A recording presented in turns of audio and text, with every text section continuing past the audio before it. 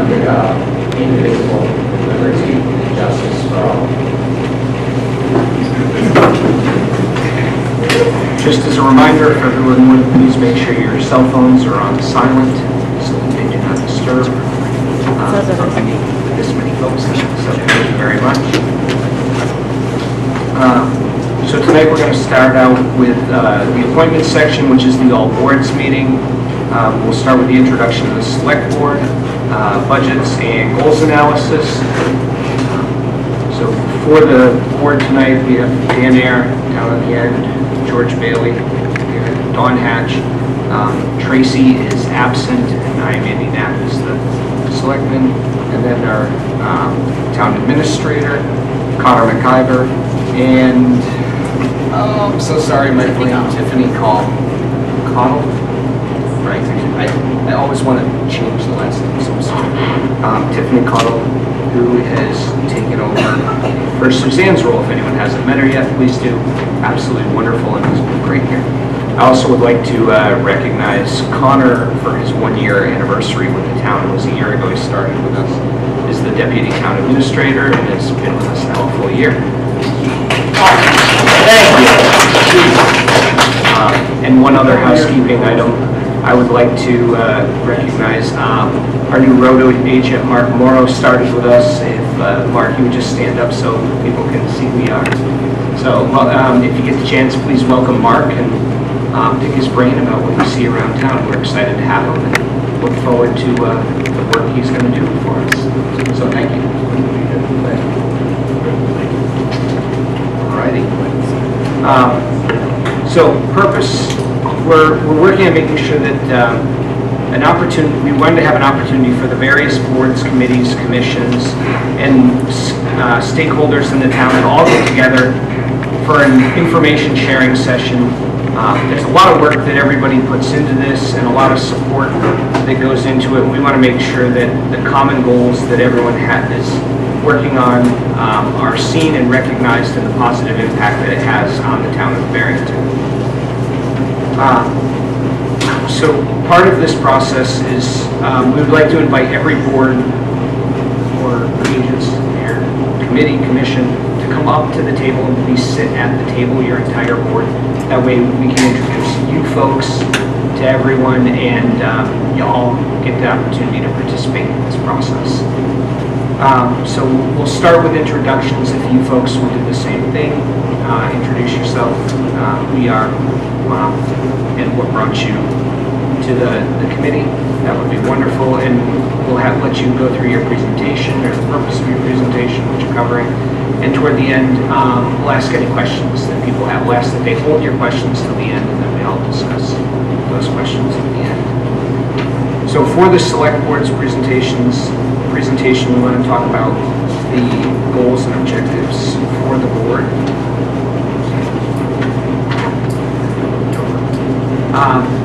So a big part of our 2019 goals and objectives were focused around long-term space needs for the town's facilities.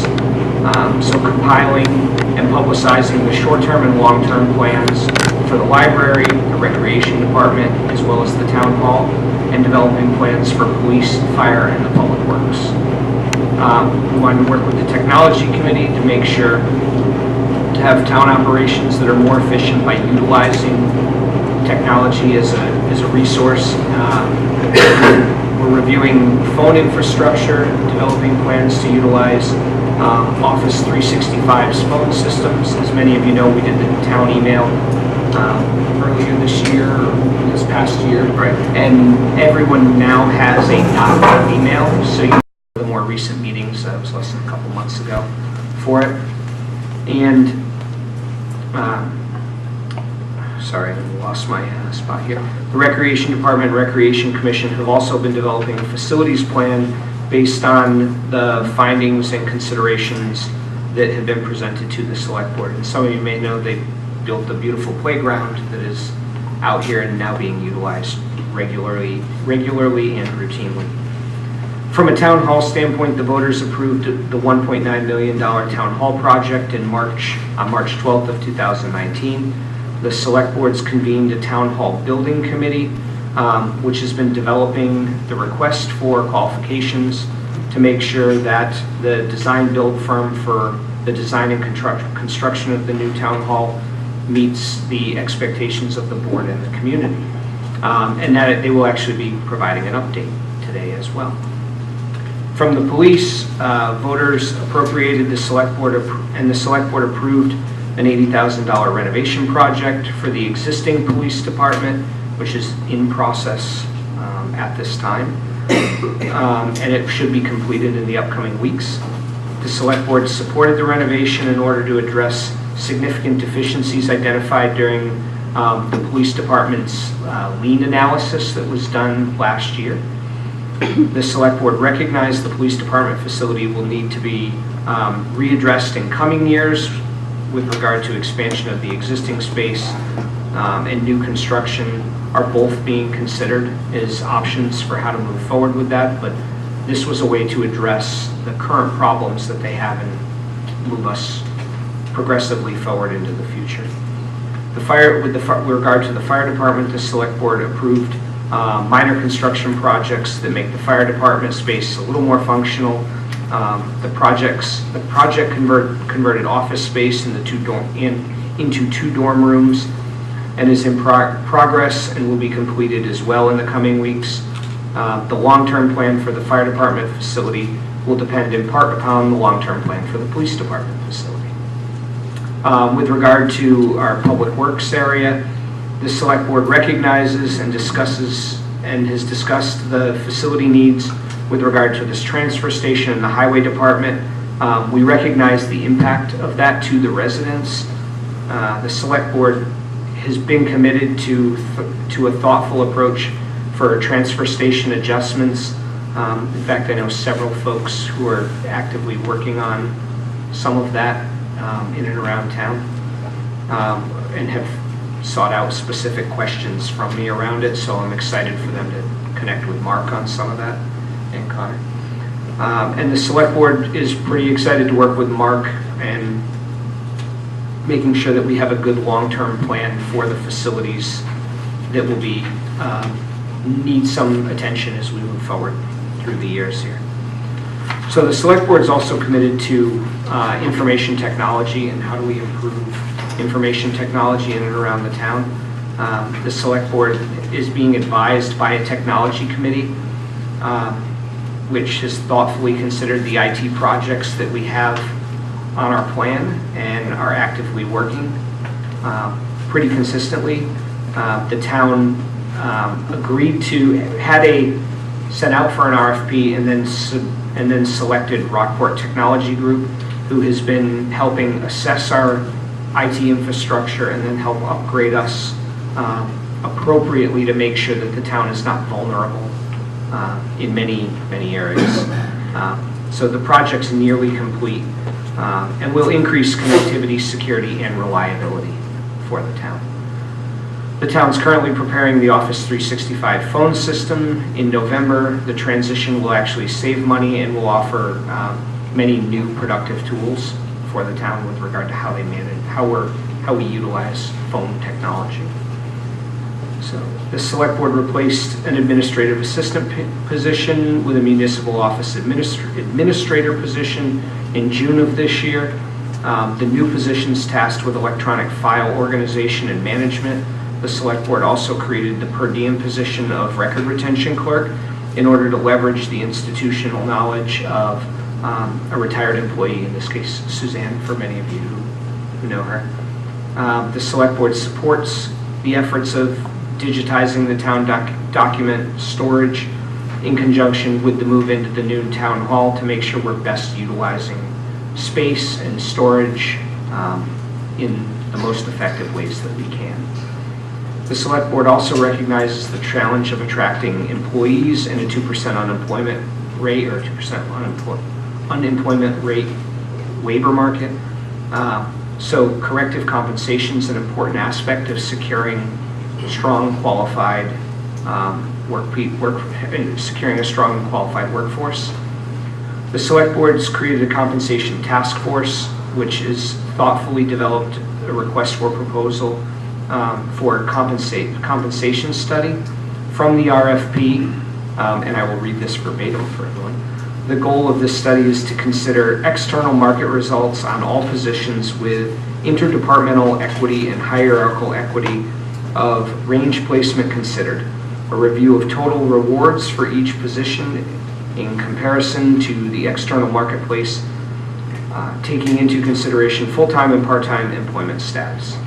So the RFP is due on September 3rd.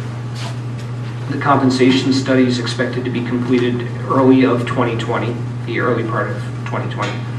At that time, the Select Board will consider the recommendations of the study and implement changes to the personnel plan and our compensation model, which, as many of you know, is something this board has talked about for years in the making. From a 2019 budget analysis standpoint, the analysis is based on the actual review and expenditures. You want to talk about it? Yeah, I will gladly pass it off to you. All right, awesome.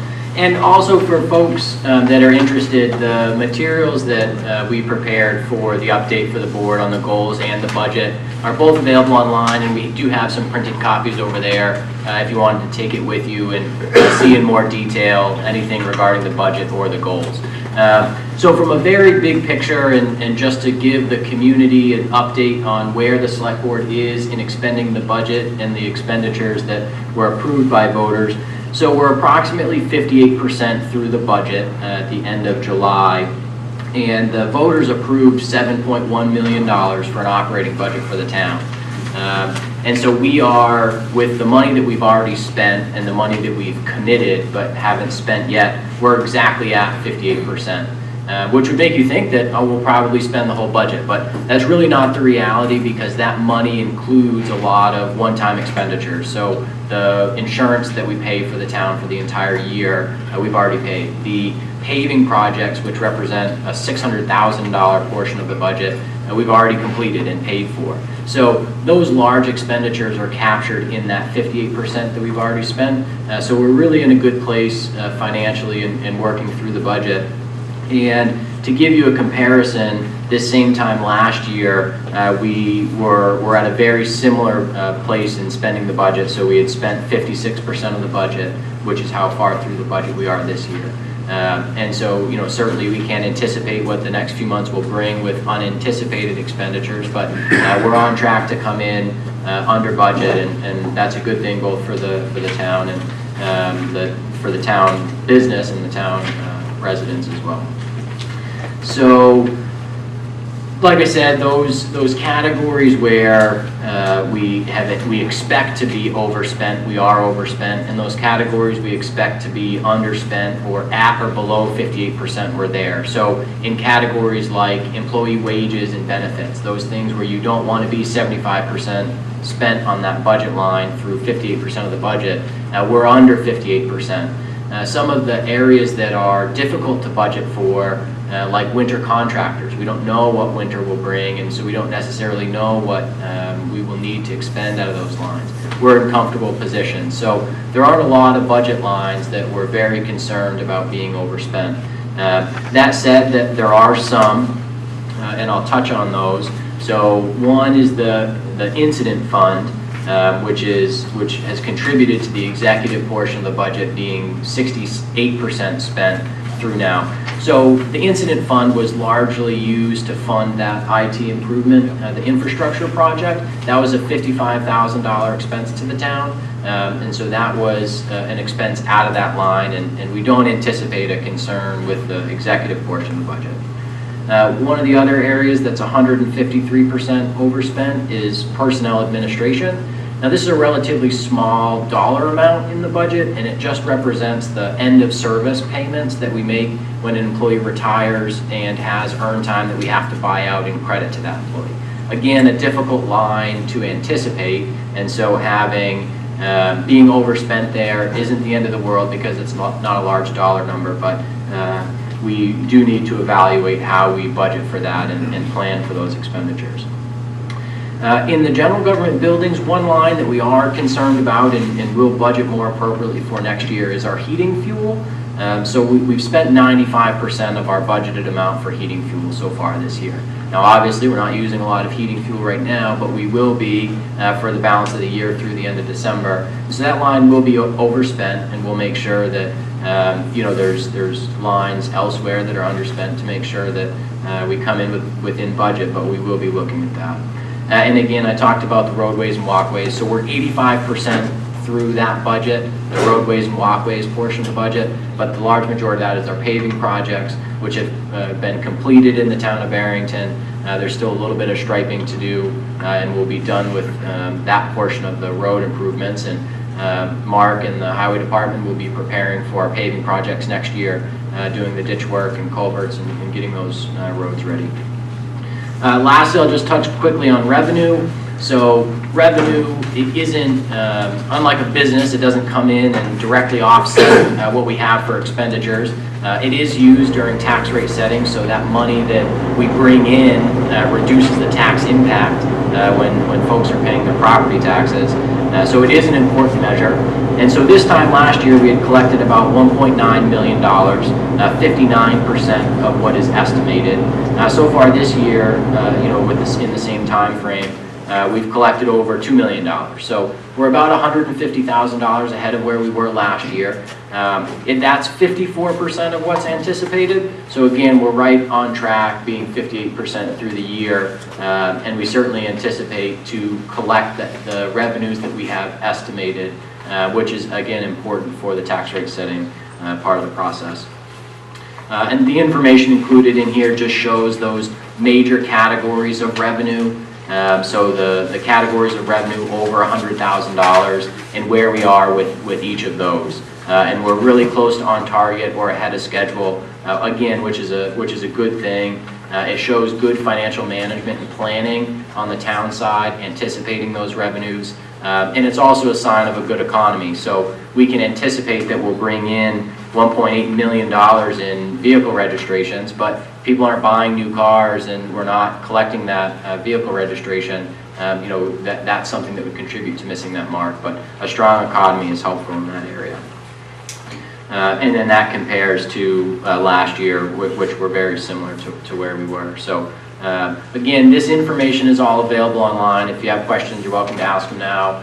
Grab a copy to take home, or certainly catch up with any of the select board members or any of the folks at the town hall if you'd like. So I'll open it up to questions. Are there any questions anyone has for the select board on any of the information that we have run through? All right. If you would please step up to the mic.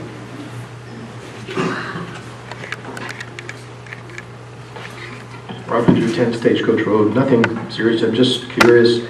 You've got meals and rooms tax. You expect to have by this time 263 and 455 by the end of the year, and you've got nothing coming in. And the other question, I'll ask them both at once, and you explain them both at once. In miscellaneous revenue, you only get 8,000 in, and you're expecting 435. If you could explain what that revenue is and why it's kind of low for this part of the year. Yeah, so those are both great questions. So the first question about meals and rooms tax. So very simply, the state sends us a check one time per year, and so that check hasn't come yet. It typically comes in October, around a little after tax rate setting. And it's a good point, and I apologize. It probably is a little bit misleading to show what 58% of the total revenue is. The point would be to separate it out and show that that throws the numbers off a little bit, but definitely a very good question. The other question about miscellaneous revenue, and that's a great question also. So in 2018, we collected $7,000 in miscellaneous revenue, and $5,500 was estimated. This year, we have estimated $435,000 of estimated revenue, and we've collected $8,000. So we've already collected more than we have last year, but the bulk of that is the state's repayment for the Malago Bridge project. So the voters appropriated the money, the $1.3 million, to build the Malago Bridge on Malago Road, which is in progress and will be completed later this September. And the state funds 80% of that project. It's a state bridge aid project. And so they pay their 80% share in basically three payments.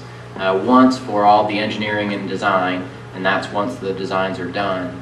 There's one, really 40% of the construction project, which is paid at the time that the construction award is awarded, in this case GW Brooks. So we already have that payment, and then the last payment comes once the project is completed. They give us that last 40%, and so that 40% will be credited to the miscellaneous revenue. So we anticipate that check will probably come in October, November, once the project's complete and the state processes, and so that will fill up the gap for the miscellaneous revenue category. You said 40% was paid in the beginning, but that can't be $8,000. No, so that was credited separately. So the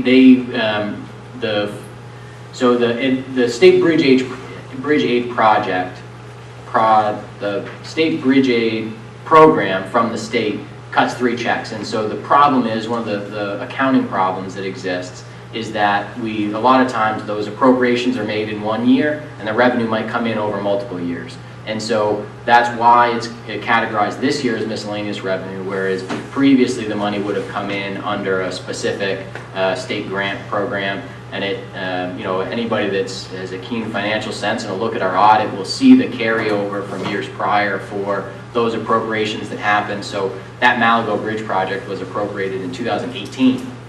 And we're just now, through 2019 and actually collecting the money and spending the money. So, but definitely a good question. I can also, also with the meals and rooms tax, there's typically a lot of hubbub from places like Hampton and Portsmouth that have a lot of vacation rental that collect high meals and rooms tax, about the fact that it gets distributed out to other communities as well. And I know usually they're trying to keep it all, they'd like to keep it all to their community, but don't have the benefit of doing that. Dan? And Connie, you can correct me if I'm wrong, but some of the engineering might go back to 2017. So that you wouldn't see that. We were reversed back. It's been going on for years. Right. Oh, that's a good point. And we'll do a similar thing, and the folks in this room will very likely be there at the deliberative session, and when we're talking about the Green Hill Bridge project. So the Green Hill Bridge is another state aid program funded bridge project. So this year voters will see a warrant article requesting to raise and appropriate approximately $3 million for that bridge project, and with the note understanding that the town's only responsible for 20% of that portion, and the state's committed the 80%.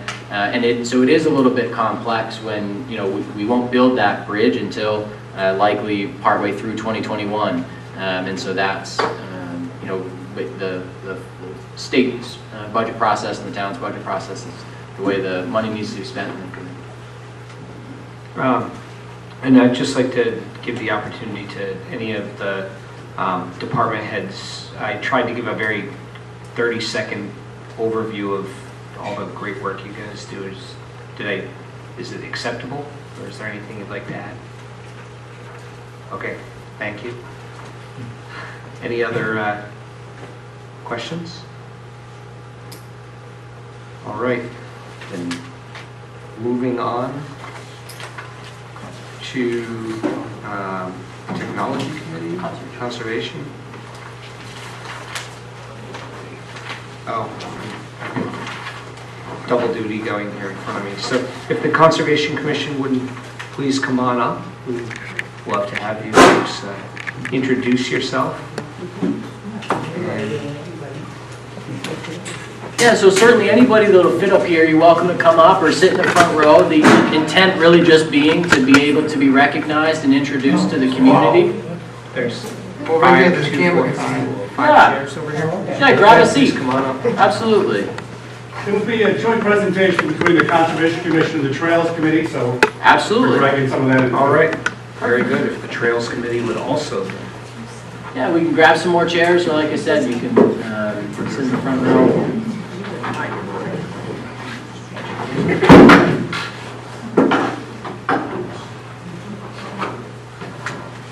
And I will turn it over to you folks. If you would please introduce all of yourselves. Okay, now you wanted to know a little bit about why we were on the...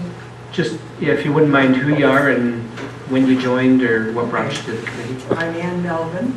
I've been on the Conservation Commission Would I ask you to pull the microphone towards you, please? Thank you. Thank you. Okay, I'm Ann Melvin. I've been on the Conservation Commission for 2 different stints. The first one was '99. I was the chapter chair of the New Hampshire chapter of the Appalachian Mountain Club. I had been a hike leader for 6 years, and I needed to know more about conservation, because AMC is about conservation and recreation. '99 was the year the Natural Heritage Committee started. The next year, Jim Schultz started that. The following year, Ann Schultz started the Isinglass River Protection Project. I was on that. It was an awesome time to be involved with conservation in Barrington. And it was awesome to be on the Conservation Commission. The people, volunteers are wonderful to be friends with. It's just, great. So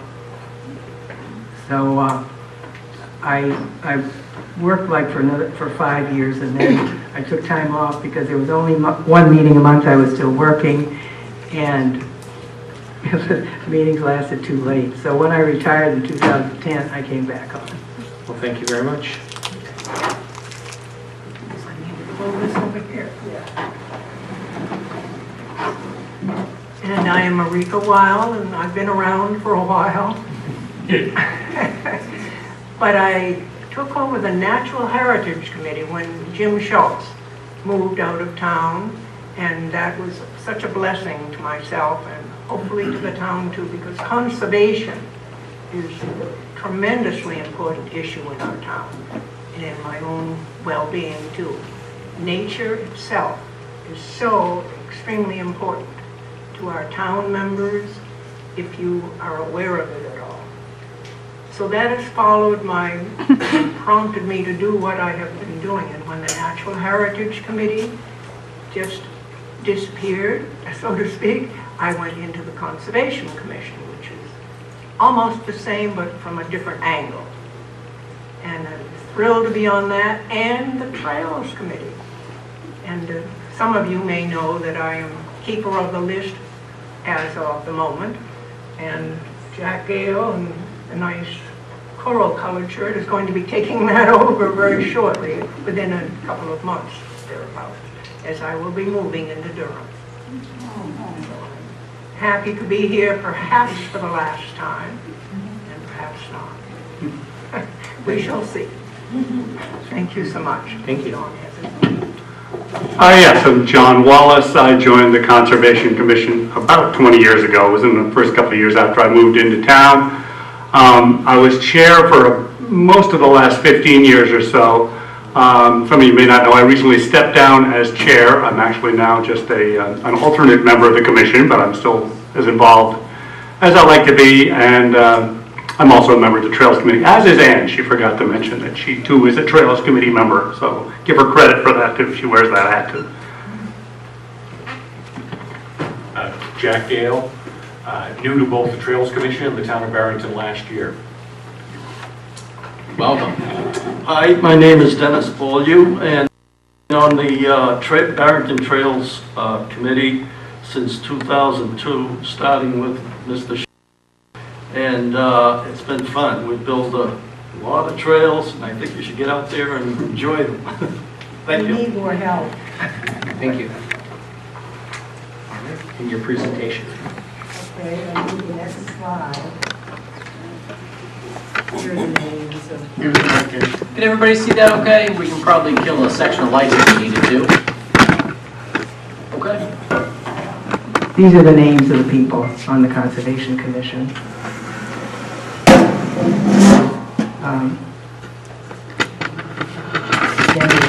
Pam is here. You'll see that I'm here and John is here and Marika is here. So next slide, please. The mission of the Conservation Commission by the RSA is we're charged with the proper utilization and protection of the natural resources and for the protection of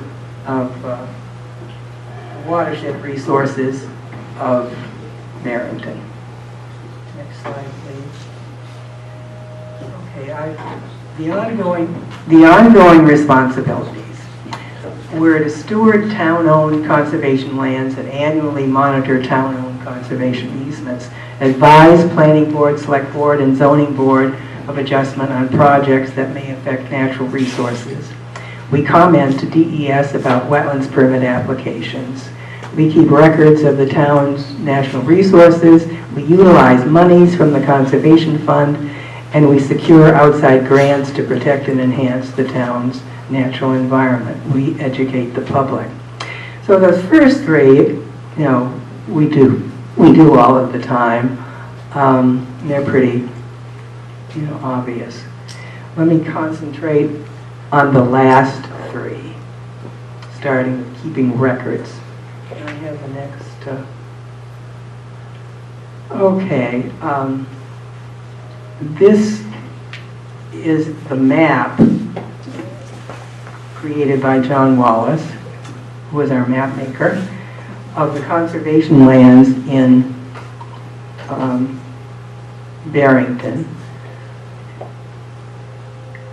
Later on, there's going to be a map that shows where the most valuable habitat is in Barrington, and it's those green areas on the southwest part of the map, and the Satwasser Conservation Area and the Stonehouse Forest.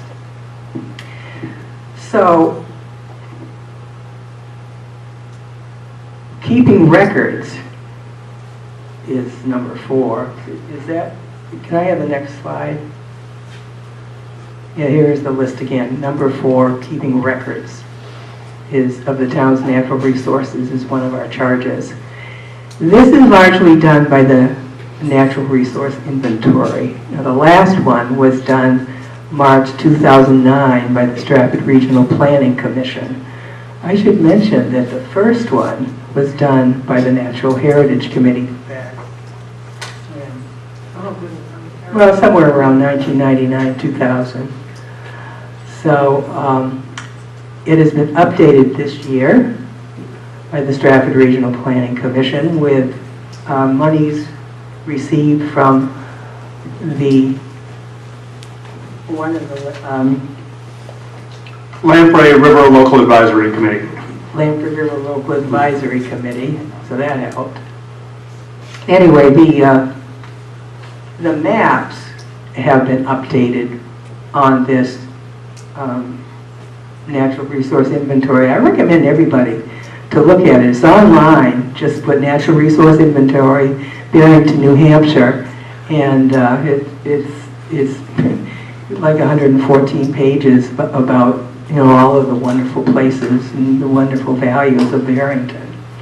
And if I can just mention, and the new version has not yet been put online because it's not yet finalized. No. It's almost done, but so it's the old version. But the old version, really the only thing that's been updated so far is the maps, and those aren't on yet. But the new maps, let me have the next slide, please.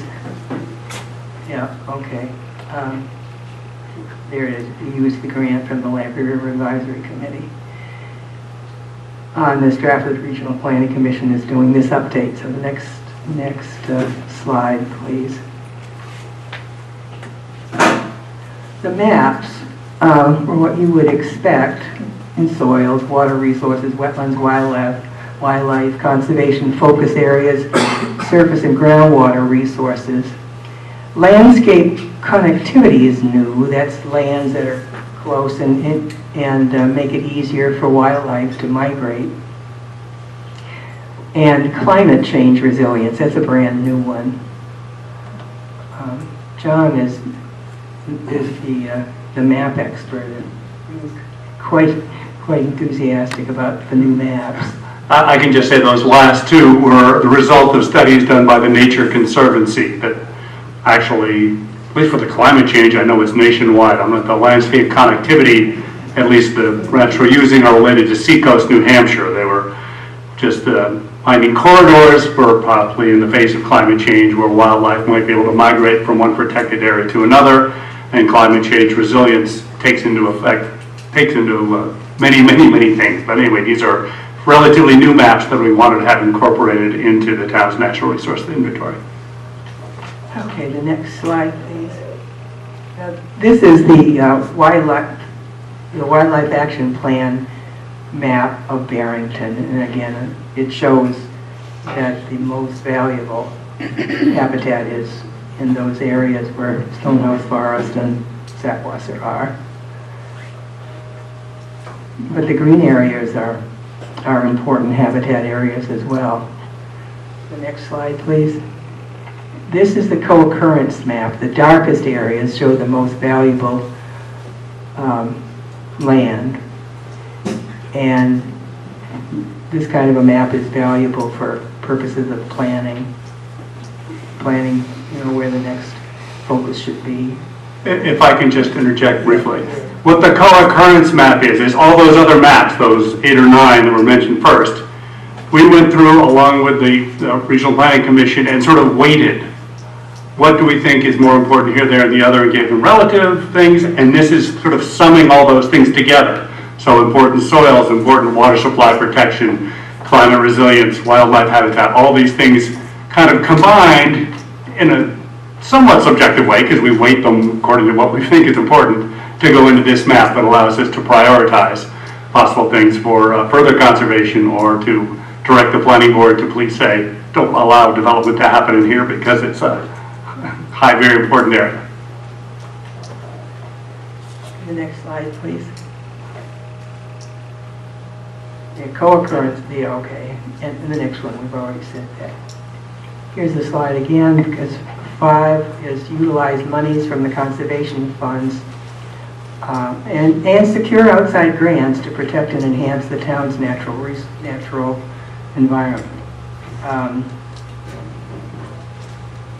For the past 20 years, as I said, the Conservation Commission has helped landowners in putting their land under conservation easement. Sometimes the land continues to be owned by the landowner, other times by the town of Barrington, and sometimes by a land trust such as SELT or SPINA, Society for the Protection of the Hampshire Forest. The map of conservation lands is on the Barrington Conservation Commission website, along with trail maps for some of them. The one I showed of where all of our conservation lands are.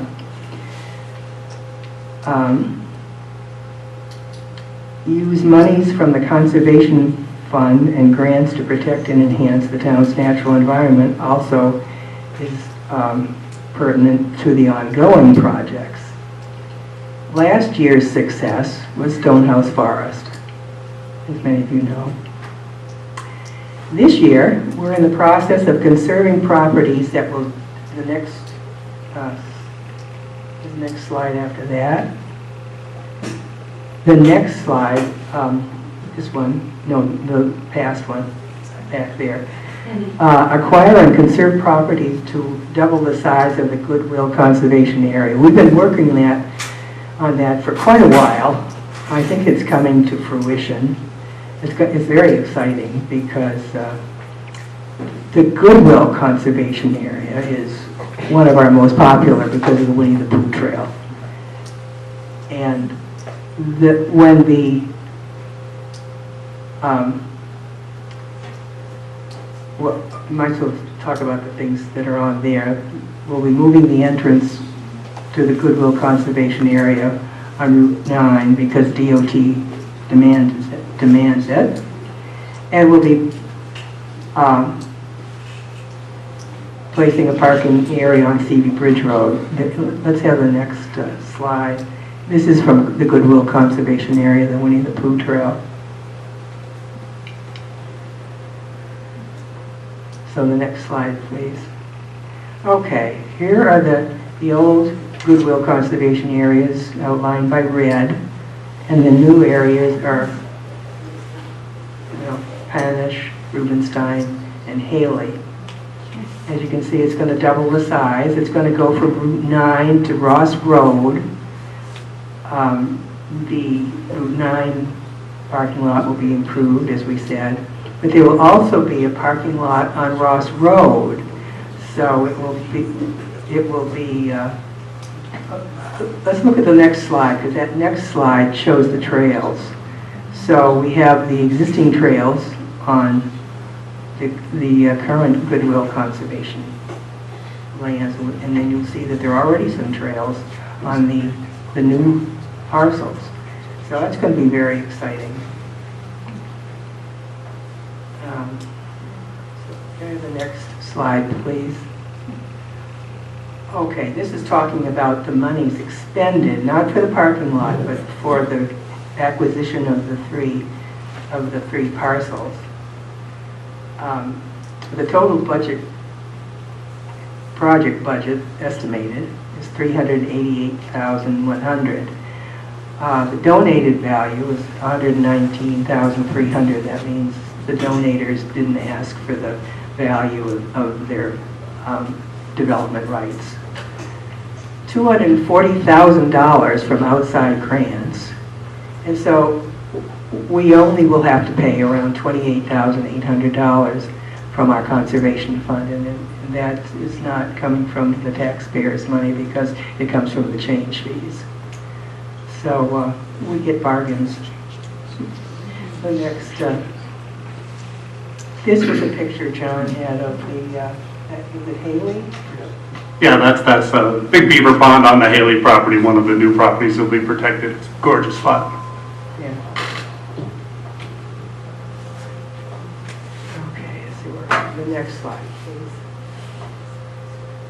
So the last one we're going to talk about is educating the public.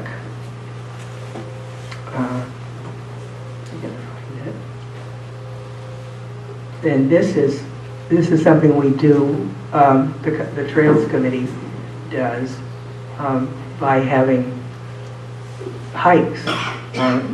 We have weekend walkabouts the second Saturday of the month, and those of us on the Trails Committee take turns leading it. And they're open to the public, and there are also special events such as bird walks and moonlight snowshoe hikes. Besides leading hikes, the Trails Committee also plans, creates, and maintains the many hiking trails on conservation lands. The need for removing brush, fallen logs, and invasives and blazing trails is ongoing. Now, for instance, Saturday, our weekend walkabout was on the south end of the Barrington Trail.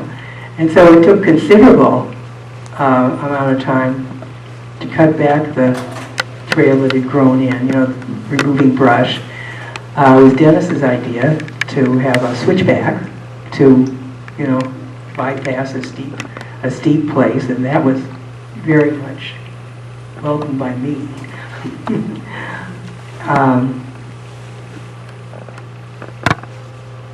On the Caleb Isinglass Preserve, we cleared brush and blazed all the trails on the eastern part of Scruton Pond Road, and on the western part of Town Farm Road, 2 bog bridges and 1 bank-to-bank bridge were installed.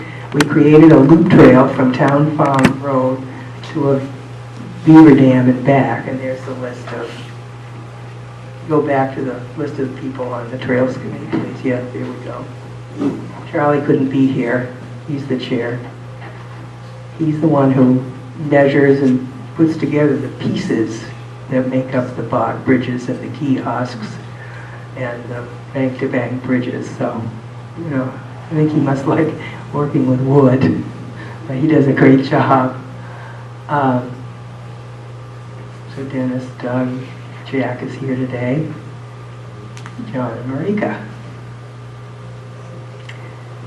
On Newhall Farm Trails, a bridge was constructed across Newhall Brook, and a new route was marked to avoid a wet section of the pond trail.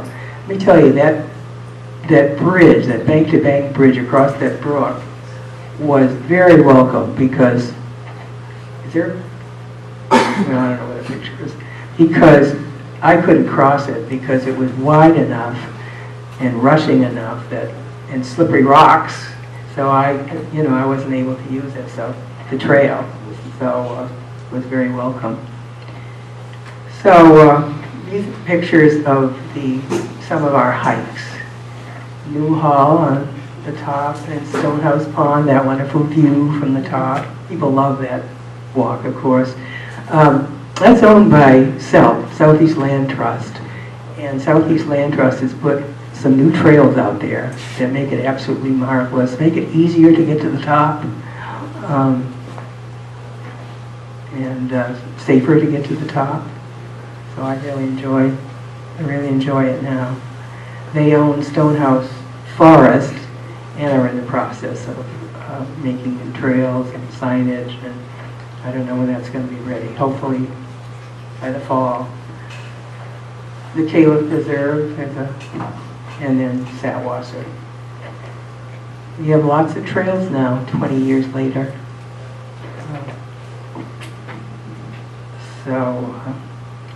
Okay, when they created a new route on the wet section of the pond trail on Newhall Farm, they put 4 routed wooden signs. On the Kids of the River Trail, blue blazes were painted on the blue trail. Now on the to-do list we have for the Trails Committee, we plan to complete the reblazing of all trails using plastic blazes on the town forest.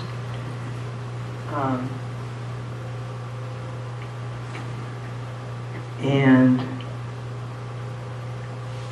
on the Goodwill, we're good. There's the bridge. There's the bridge. Yeah, it's a wonderful bridge. There's a railing now, though. That was taken before the railing was put up.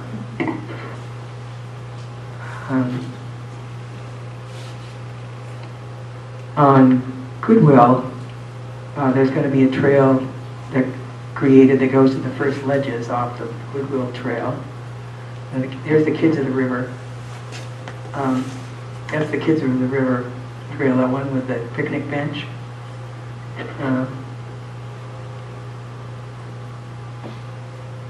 And the last thing is on the Village Place trails. There's going to be a bank-to-bank bridge and a bog bridge. So that's it in a nutshell. Thank you very much. Does anyone have any questions for people? Oh, sorry. We'll start with Dan, and then I think it gives time. I'd like to recognize that Ann is on the Town Lands Committee too.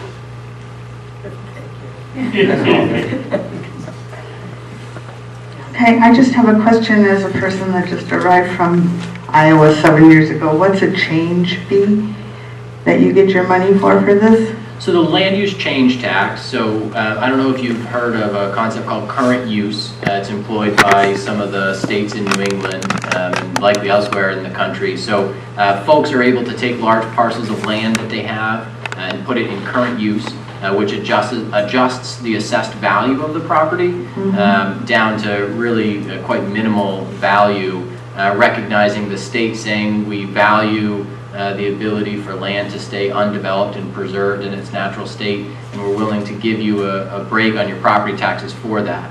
And so one of the consequences that you make when you put land in current use is when you take that land out of current use, you have to pay what's called a land use change tax. So that's the change fee. And so that land use change tax is 10% of the assessed value of what the land you're taking out of current use is. So for example, if you have a 15-acre property and you take 1.84 acres out to build a house and your well and septic, that's probably going to be valued at about $85,000, and you'll pay $8,500 in the land use change tax fee. And so previously, residents of the town of Barrington were given the opportunity to take half of that money and contribute it to the conservation fund. And more recently, the residents of Barrington were presented with the opportunity to take 75% of that money and contribute it directly to the conservation fund. So certainly the primary revenue source for the Conservation Commission in the conservation fund are the land use change tax fees. So a lot of the large parcels of land that are developed in town are in current use, they're taken out of current use, and each one of those transactions creates a bill, a land use change tax bill, which is paid, and 75% is credited to the conservation fund. So in high development years back in 2004 and 5, there was $300,000-400,000 worth of money going through land use change tax, and Conservation Commission being credited their share. Recently we had 55 house lots and 5 commercial lots go through the planning board and receive conditional approval, and all of that land's in current use. So when those lots are developed and land use change tax fees are collected, the Conservation Commission will have their revenue from that. Okay, so when you talk about value, you're not talking about monetary value, you're talking about environmental value, and that's cool. Also, I don't know, but I know you're trying to preserve land. I'm wondering if you're doing any testing of any kind of contaminants that might be around, like PFOAs or radon. I mean, when we got our radon water, our well in, our radon was off the charts in both the water and the air in the basement. And we had already planned to do a pump, but that was interesting to me. If you build on a ledge, I guess that's where the radon is. Don't use it for countertop. But do you do anything with that? I'm on the Isinglass River Local Advisory Committee as well. And for years, they're still testing the water of the Isinglass River. And I'm sure the lake associations are testing the water. Well, we test the water, but we don't get results back about PFOAs or any of those kinds of things, radon. We get like salts, like how the conductivity, we get whether the lake's growing or dying, that kind of stuff, but not really very much chemistry. Dan? I imagine UNH must be testing the soils and they must. Okay, we'll let Dan do it. Barrington and up to all through around 4 quarters of this big watershed and stuff. But basically, our water in our town is not the greatest. It's not polluted or anything, but the iron and then the radon, there's a lot of ledge in town and stuff. The quality is not the greatest water. Like if you go over into real sandy areas, aquifers, that leaches down through it, and you get better quality water. So parts of our town, it's good water, but most of our water is not that good quality. I know, I have about 3 or 4 filters on the water we drink, but you can get it to be pretty good. I think John would like to comment on that, and I had a general comment. Just see, radon is a naturally occurring element, and it is not uncommon in and around areas. And just so you know, you're coming around countertops, it's been proven you don't really have to worry about radon leaching from countertops. Okay, good. But actually radon is dangerous because it's like the second highest cause of lung cancer is radon. So. Anyway, I just wanted to comment that on the conservation lands, for example, the Goodwill, when we're expanding, there will be done, actually, they're just starting now because all the approvals finally went through with the landowners. There will be an environmental assessment done to look for any possible history of hazardous waste on those properties, because you don't want to go, if there's a toxic waste dump on there, you want to be careful about how you want to protect it. So that will be done. It hasn't been a problem for us so far in Barrington. For our conserved lands, there are other places, of course, that are problems. Well, thank you. Roger Gingrich from Peabody Way. Wanted to just follow up on lake water and the fish that are fished out of there. Often asked, as I'm sitting on the dock, do people eat these fish? Do they have mercury or arsenic in them? And I'm wondering if the Conservation Commission has any interest or has done analysis on the big lakes of our town. I imagine Fish and Game. Yeah, fishing, it's the state that generally takes charge of that. We've not done anything out of our ways, although we have established ties with the lake associations, but it's not anything that we specifically have gone after. And you don't know the information that's come from Fish and Game then? Not off the top of my head, no. I'm sure it's available online, but... You may have better luck at UNH. They do a lot of studies in town too, research. Well, we're part of the freshwater biology program at at UNH and monitoring Swingers Lake. But again, we get charged for all the testing we do, and we don't run the bill up. People want to know about phosphates and stuff like that, but we have not done arsenic. You have to send fish in to do that, I'm told.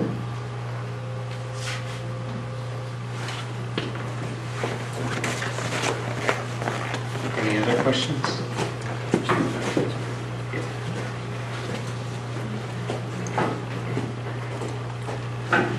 Steve, I was just wondering if any of the trails are wheelchair accessible. And I remember from serving on the master plan committee, the planning board on utilities and facilities, that some town officials have raised questions about accessibility for emergency services.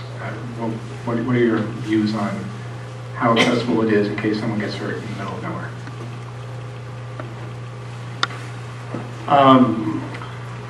Well, just first, the wheelchair accessibility. We don't have a whole lot. Part of the Goodwill trail is considered wheelchair accessible. I believe part of the town forest trails are also considered wheelchair accessible. I have not tried it myself. I'm not sure how easy it would be, but they have lots of fancy wheelchairs now that can do lots of things. So I'm not up on that. But we not a whole lot of it in town, to be sure. If we had a lot of money, we could do more of it. In terms of emergency access, I know that the police and such at least have ATVs and such that, no? They used to have one. They borrow it. Oh, okay. Well, I know it's available for emergencies if people are out in the middle of nowhere. I mean, most of our trails are at least close enough to woods roads that those can be traversed fairly easy with at least a Jeep type vehicle. I wouldn't take mine out on them, but... What would you say the worst case response time might be? I have no idea. And that is something I would anticipate seeing in the future, especially as we develop more of our conserved land and trails, something from the fire department, emergency services, and the police department to be able to have the tools to do their job as it might necessitate in those rural areas. But definitely something to keep in mind. I believe that's what you call priming the pump. Any other questions or comments for the board? Thank you very much.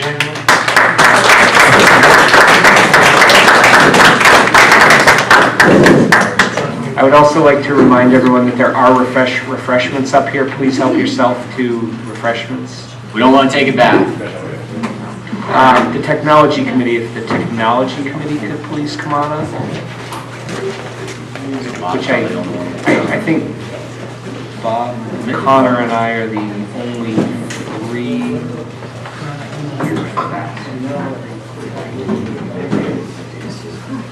Since I wasn't at last week's meeting, I will defer to you. Bob, if you... So I'll start just recognize the members of the technology committee. So Created does a lot of really good work advising the select board. So the community members are Dave Hallback and Will Lenharth. And also Andy Knapp is a member of the committee, and myself and the police chief, Robert Williams, are members of the technology committee. We meet regularly and as needed to cover the technology needs for the town and provide recommendation to the select board. So a few of the things that the technology committee has done recently, implementation of Office 365 for more secure emails and more productive office tools. Rockport Technology Group performed a network assessment in town, and the select board supported that $55,000 improvement to our network infrastructure, which is almost complete. That creates redundancy and connects various town locations. So now we're able to use one set of technology of hardware and shared with the town hall, the police, fire, the recreation department, and so we don't have to duplicate these services throughout town. So a really valuable piece of technology we invested in. The technology committee recently met with a team from the police department to discuss a future proposal for body cameras and dash cameras. So again, this technology committee is used to again talk to anything technology related and bring those recommendations and thoughts to the select board as a way to have a lot of the I's dotted and T's crossed before the select board is asked to make their very important decisions. Something else, Andy mentioned earlier, we're implementing a new phone system this November. The end user won't notice any difference, but it'll be a lot cheaper for the town, and the staff members that use the phones will have a lot more functionality. The technology committee is also working on and will continue to offer support for the town hall building committee and for the new town hall project, recommending the technology infrastructure and working with what we have now, what we need, and what the smart decisions are for the future technology needs of the town.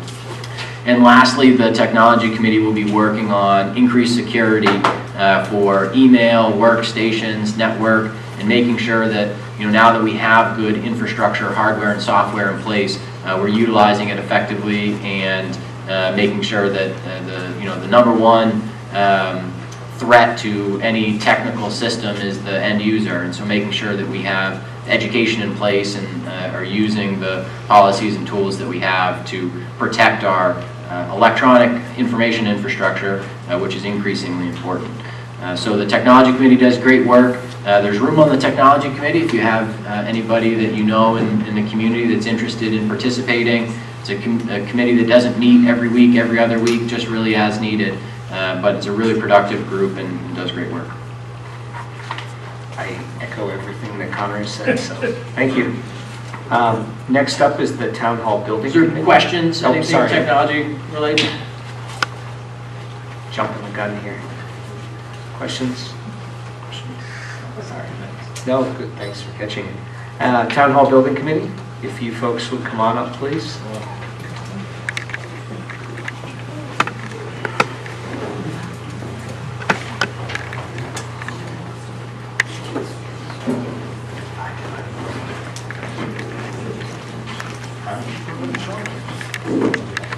Yeah, it's a great question, Brian.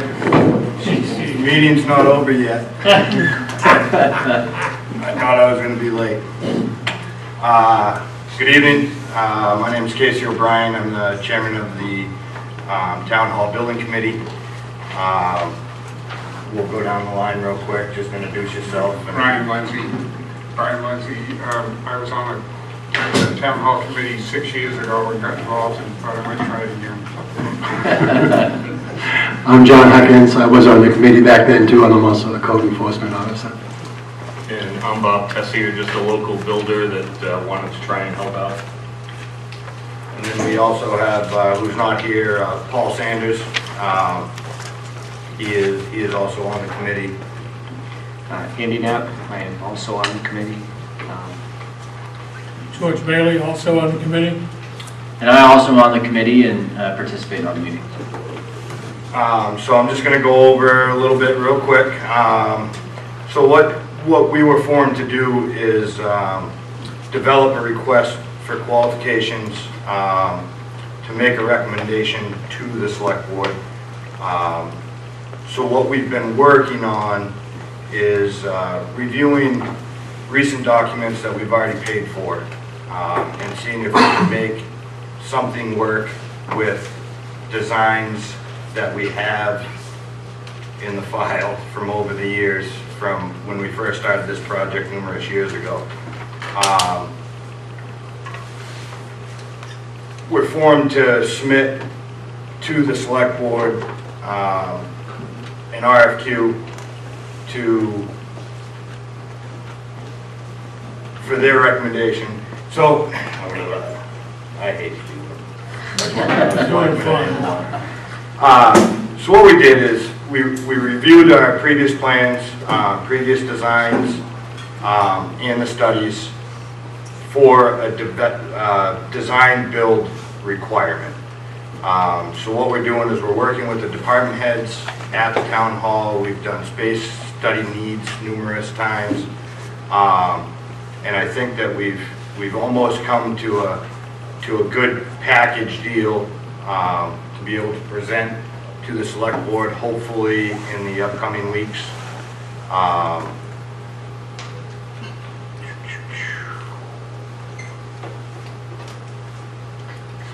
just trying to read through a little bit.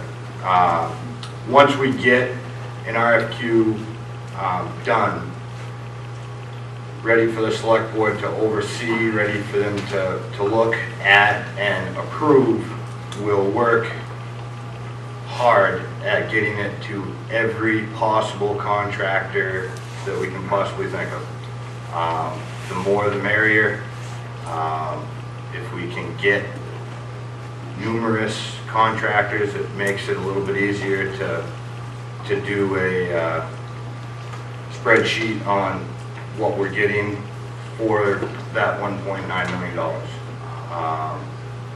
We are gonna, it is a public meeting every time we meet also. We meet usually Wednesday mornings, 7:30. We post it.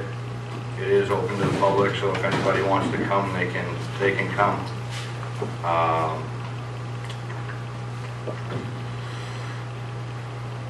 Yeah.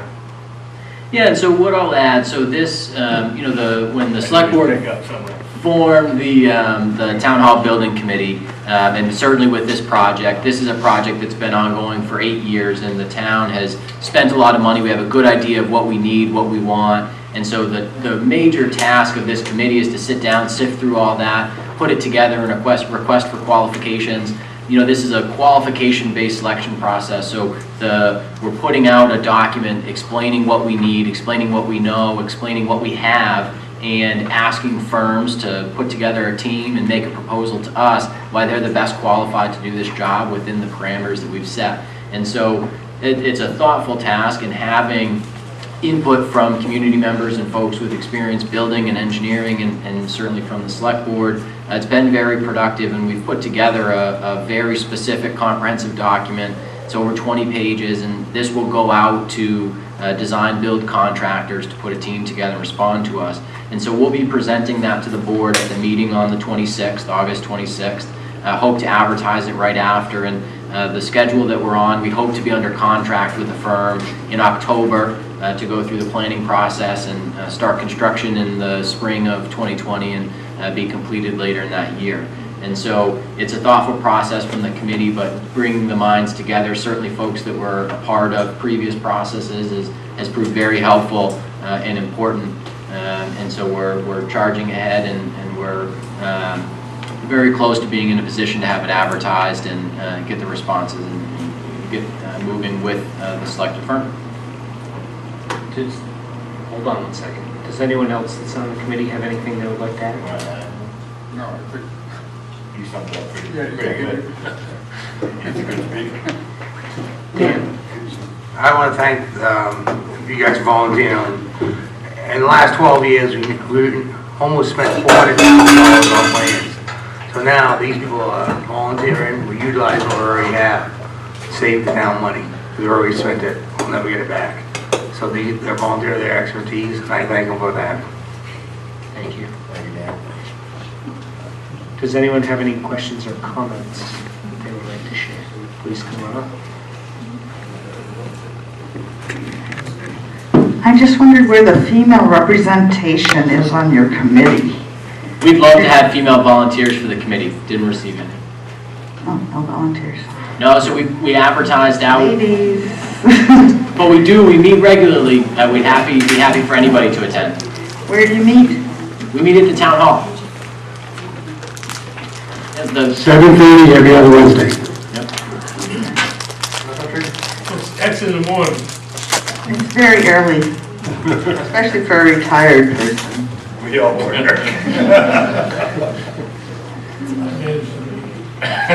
True. Your wife gets you. She does. John Laws on Mary Hill Road. I'm just curious, I don't want to get into the weeds, but in the design and the formation of the plan for the town hall itself, as you probably know, the design for the new library, the very early design, has a lot of community space involved in meeting rooms and so on and so forth. Does the proposed idea for the town hall also include a lot of meeting space? Is it going to end up with a redundancy with what the library is proposing? Admittedly, the library has not gone through yet, but I'm just wondering if there's going to be overlap and or redundancy there. Yes, that's a really good question. So the plan that was proposed to voters in March and approved had a 1,025 square foot meeting room to meet the meeting needs of the select board, other groups in town. It's anticipated to be dividable for smaller groups, and there's also a 300 square foot meeting room that's also anticipated to be available. It would be, over in the planning and building area of the facility, but to be separated from the rest of the building, so it could be used for those purposes. So that's what was in the plan proposed to voters. That's what was approved. We've included those details in our request for qualifications, that's what we're looking for. And so certainly those, a certain level of those needs will be met with those facilities. My understanding from the library community, won't speak for the project and any changes that have happened, but recognizing that that there are meeting needs and community needs that maybe multiple facilities could meet. So I don't know of plans that those portions of the library project will be scaled back because we will be building with the town hall. But the plan from the beginning was to build it as part of the new construction town hall and have that space available. George? I'd like to, Connor, to touch on the fact that we're also going to use part of that facility as an emergency and also provide with a generator so we'll be able to provide emergency services to the town. Right, and so the recommendation, we've been without a primary emergency I shouldn't say that. We have a primary emergency operations center, which is the public safety building right now, but that was never the intent. The previous town hall was the primary emergency operations center, and as it should have been. And so for the last 8 years, the public safety building has served as the primary emergency operations center. So at an upcoming select board meeting, I anticipate recommending that the select board signify that the new town hall will be the primary emergency operations center. It will be supported by a generator. We'll be able to use that facility if needed. Thank you, George. And the good thing about doing that is there's funds that are going to be available to offset part of the cost. For the generator. And for everyone who is on the conservation side, I don't think I heard it mentioned, but we are focusing on making sure that we have an energy efficient building that's keeping in line with preserving the rural character of Barrington. So that is also a factor in that process. Any other questions? All right. Thank you very much.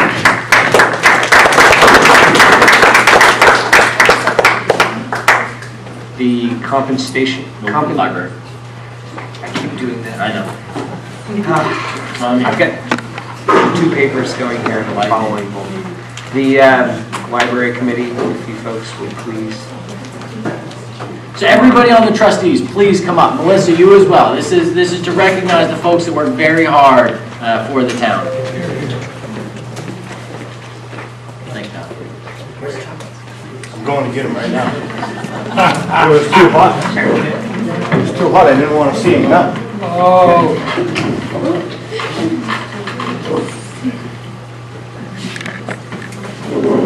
Is this on?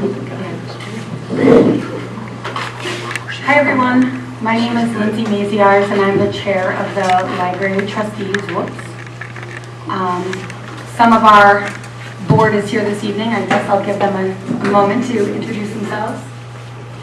Hi, I'm Lee Elliott. I've been a library trustee for about 7 years now and a Barrington resident for 10. I'm Robert June. I've been a trustee since 2007. I'm Susan Frankel, and I've been a trustee since 2017.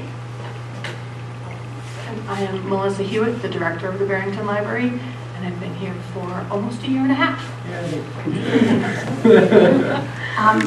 Susan is also our treasurer. Not present this evening is Lydia Cupp. She's our secretary.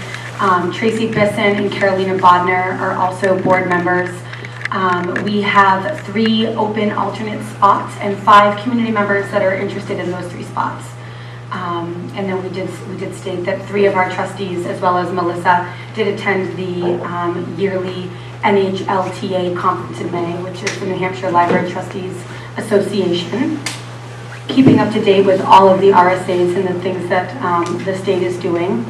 So just to highlight a few programs that have been going on and going really well this year at the library that will continue. A new program this year was Reading with Tatanka. It's an exciting new program that was established to promote and enhance students' reading skills for children of all ages. Tatanka comes in and people book time with him to read, little kids of all ages as well as adults. And it's really taken off, and we hope to continue doing so.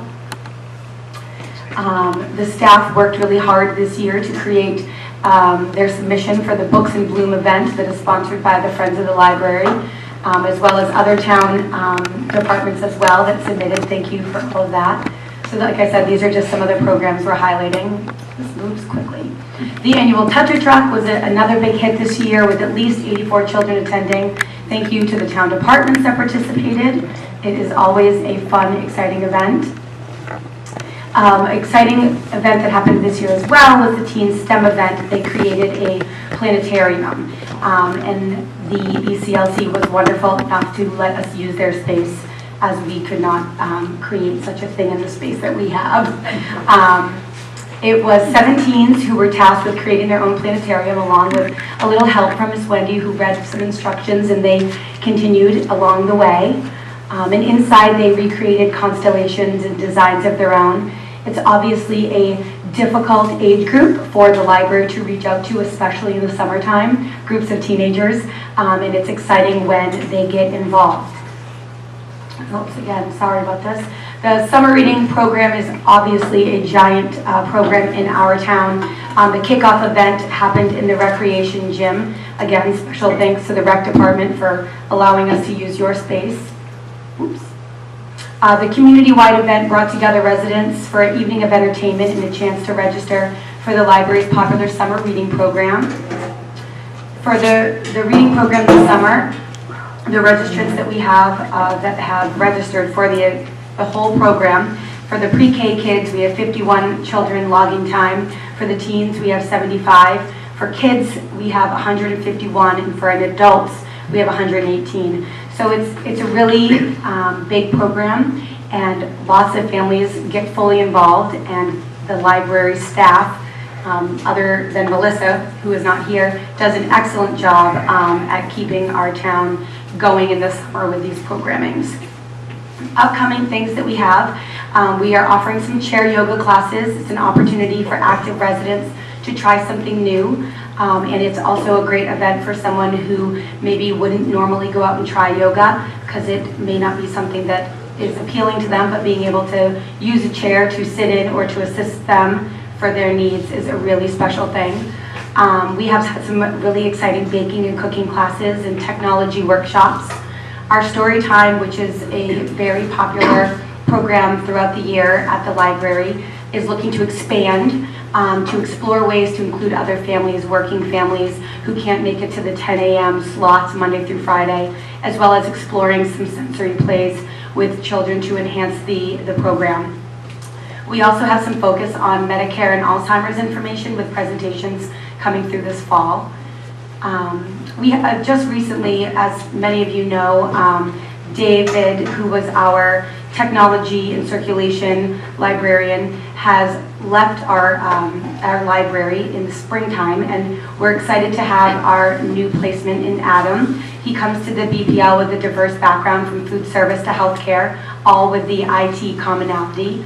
He worked on his second master's degree at Drexel University in library and information systems, volunteered in local libraries around, and he's looking forward to provide technology support, not only to library staff, but to patrons as well. He's looking forward to do more hands-on workshops, tutorials, and there's always the opportunity to book this librarian to come in and bring your own devices and have them assist you with that. Free of charge, obviously, as all the programs at the library are. The technology update, just running through what we've been doing, installing a new staff server to allow for a faster working environment. That is, money is being used from our technology fund. 2019 and 2020, we have been replacing 4 monitors each year. Again, technology fund funding these things. In 19, purchasing 2 new computers for the circulation desk to replace our 2011s. And in 2020, purchasing a new laptop for staff and public use to replace the one from 14. Again, just like the town, updating what we have to offer so that we can continue to be, technologically savvy. There's been a lot of conversation per last year, us coming out for our new library about ADA compliancy in our current library. So Melissa Hewitt, the director of the library, has been and will be continue to meet with the town departments to explore installing automatic door openers to better accommodate our patrons who have physical limitations. Because right now we don't have those things. So folks are unable to actually even get in the building. The new building, we're not going to talk a lot about tonight, as it's been mentioned by the select board. It should be noted that the trustees are the board of the library, and then there is a nonprofit that has been formed 2 years ago now called the Library Foundation. There are some crossovers on those boards, as most of these boards are, but we do, as the trustees, plan to bring another warrant article in 2020 for this year, this upcoming year, for the new library and community center. The foundation, the trustees, as well as what we're calling the campaign council, are working hard together and continue to, throughout this summer, been meeting. The presentation will be made to the select board on where we are with September 9th as our date, where we are at September 9th, what we're looking forward to, what our plans are, changes, if any, to the building, and what we hope to bring to the voters. So if you have questions that you are really interested in, definitely attend the September 9th meeting. If that's something that you can't do for whatever reason, please feel free to get in touch with us. The contact myself as the chair of the trustees, and the contact for a lot of the library things. I do serve on the foundation board as well as the campaign council, so you're welcome to email me anything you would like, as well as, if Roger wouldn't mind standing, Roger Gingrich is the chair of the foundation for this upcoming year, and is an avid email checker as well.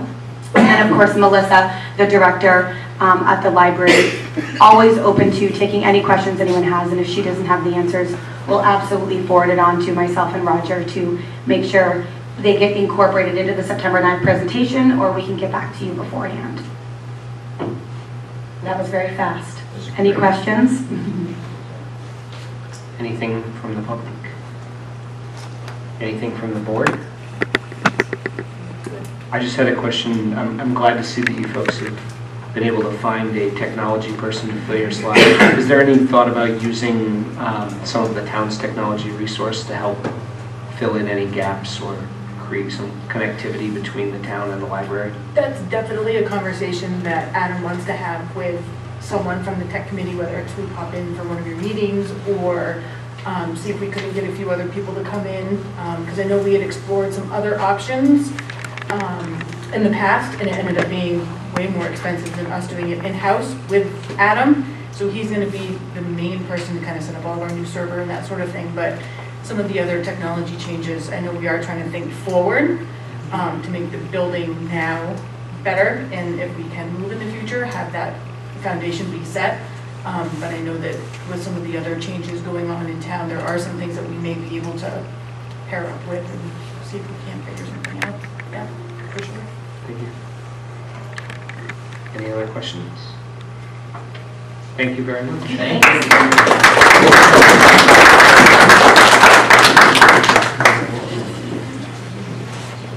All right, compensation study task force.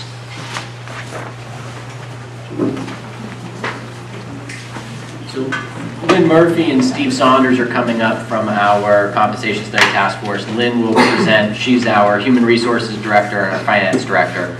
Steve Saunders is a proud member of the public and also a member of the advisory budget committee, or this year's chair of the advisory budget committee.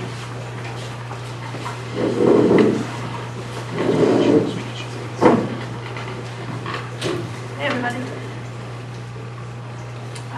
Andy did a great job earlier kind of identifying the task force and sort of summing it up. In the 2019 budget process, the select board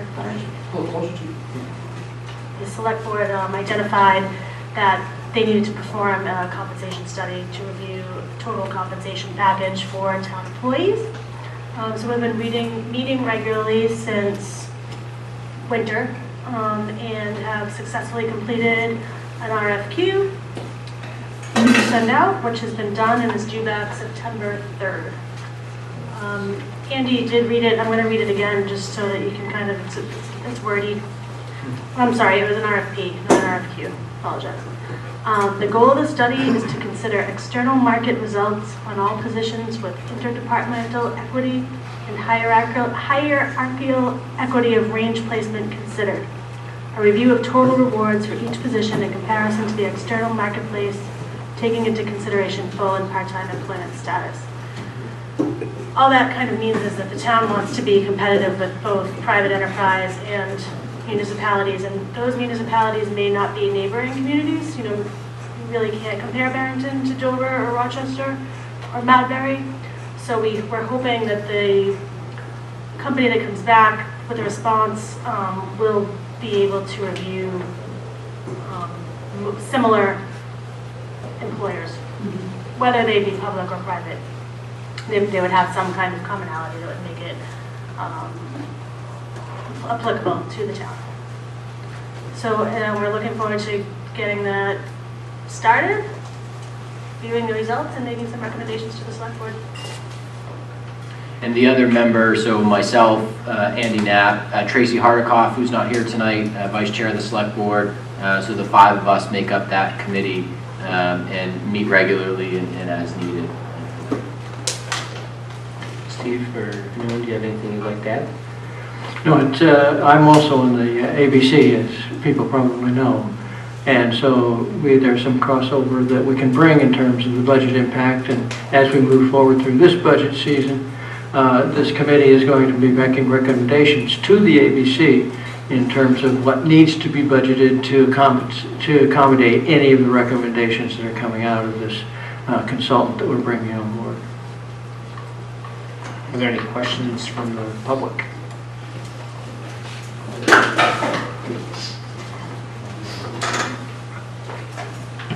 Compensations. I was just wondering, I have a friend who worked in the town hall for years, and because it was a part-time job, didn't have any retirement after working there for, I'm not exactly sure how many years, but I think it was close to 20, if not more. And I wonder, I mean, I feel that that's just awful. And I know it's been a real hardship for her family. They don't have much money. So I just hope that in the future, the idea that it's open only part-time and you could never work 40 hours for the town because it's never open on Friday. But I don't know how retirement follows workers at the town hall, but I think that it didn't do real well for her, and I feel bad for that. I wonder if you're thinking about that at all. Yeah, so we absolutely are thinking about that, and so outside of any specific experience, so the New Hampshire retirement system, which that's the system that all town in Barrington full-time employees are a member of. That's your traditional municipal government pension system. It's a lot different than what you might remember from a pension system, but that covers the retirement benefits that government employees have. And so that New Hampshire retirement requirement to participate in New Hampshire retirement is that you are a full-time employee. They set full-time as 35 hours a week. So even our salaried exempt employees track their hours to make sure that they're working those 35 hours a week in order to meet the minimum threshold on a weekly basis for New Hampshire retirement. And so certainly any discrepancy in wage or compensation, the total rewards package, not just wages but other benefits, is certainly a consideration for this study for full-time and part-time. And that's why, in the goal, the very last part of the goal of the study is specific consideration for full-time and part-time employment status, recognizing that we do have part-time positions. And so, you mentioned that the town hall isn't open on Fridays. All of our, we have 9 full-time employees that work at the town hall. They're all full-time employees that work anywhere from 35 to 40 or some of them much more than 40 hours a week. They're not just working when the town hall's open. And even the schedules for those offices, our perfect example is our administrative assistant for the building and assessing department. She only works when the building's open. she works from 7 to 5 every day. So at the end, at 5 o'clock on Thursday, she's worked 40 hours. And so the folks in that building work very hard, work many hours, and the part-time employees that work in town also work very hard, and certainly an intent of this study is to understand that we're competitively compensating our full-time and our part-time employees. And that's important, and the select board has identified that that's important in order to be competitive in a labor market that has 2% unemployment. So some of the benefits that government work might offer, which is the stability of a job, maybe it's the retirement system that draw people to municipal work. That doesn't exist as much when the labor market is so competitive that wages are higher everywhere, and there's only 2% of people not finding work that they're looking for. Maybe they're not looking. And so what can we do as the town of Barrington to attract the quality of workforce that's going to stay and not get turned over? Turning over employees is very expensive.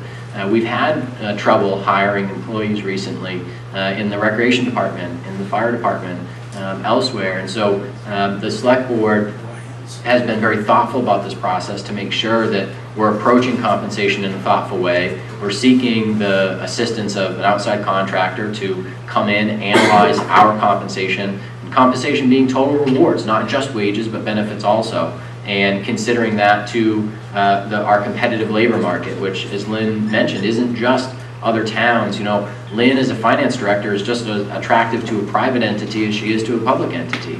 And so understanding where the labor markets exist is important to understand how we're competitively compensating. So kind of a long answer to your question, but clearing a couple things up, and definitely there's a consideration for part-time, full-time status. Just don't, so if you, okay, wait. So if you worked in the town hall as a clerk or a person there, you would never be a full-time employee. So New Hampshire retirement, this isn't a requirement of the town of Barrington. New Hampshire retirement, to participate in that retirement program, which is the only retirement program offered by the town of Barrington, you have to work 35 hours a week. Mm-hmm. So and that you have people that will work 20 years in a job that maybe is 30 hours. I'm not exactly sure. How many hours is the town clerk's office open? I'd have to double check, tally it completely. We have 2 full-time employees in the town clerk's office. You have 2? So we have 2 full-time employees. And does that include the town clerk? The town clerk's a full-time employee. That's an elected position, a little bit different than some of our appointed positions, which people are hired into. But certainly if you have specific questions or would like to know more, you're welcome to stop by the town hall and talk to me, attend a compensation study task force meeting, and bring up any questions or concerns that you have. I think the headline of the compensation study task force should be the select board recognizes that there's a need to make sure we're competitively compensating employees and is prepared to invest and will invest in a very thoughtful approach to this compensation study, which will address many questions, including some of the ones that you've asked. Okay, thanks. And by the way, I don't think I've ever said my name is Pat Gingrich, so sorry for those of you who don't know. Dan? You can attend the budget sessions too, how we go through our budgeting for taxes and stuff. And that all affects. That's what we're trying to get a clear understanding of how it's going to affect us in the future. And as I know you've been to a couple of meetings also, if you look, there were some adjustments that were made to some salaries and wages earlier this year, as well as additional compensation and recognition of the fire chief when he picked up the road agent's responsibilities for a while. And we wanted to make sure that we recognize that and appreciate the extra effort and the work that the folks in the town are doing for us. Any other questions? Thank you very much.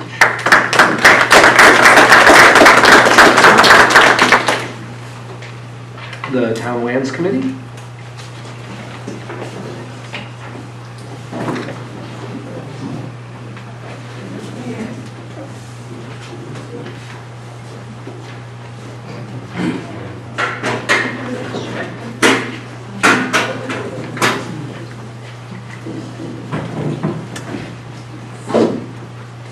My name is Brian Valenzi.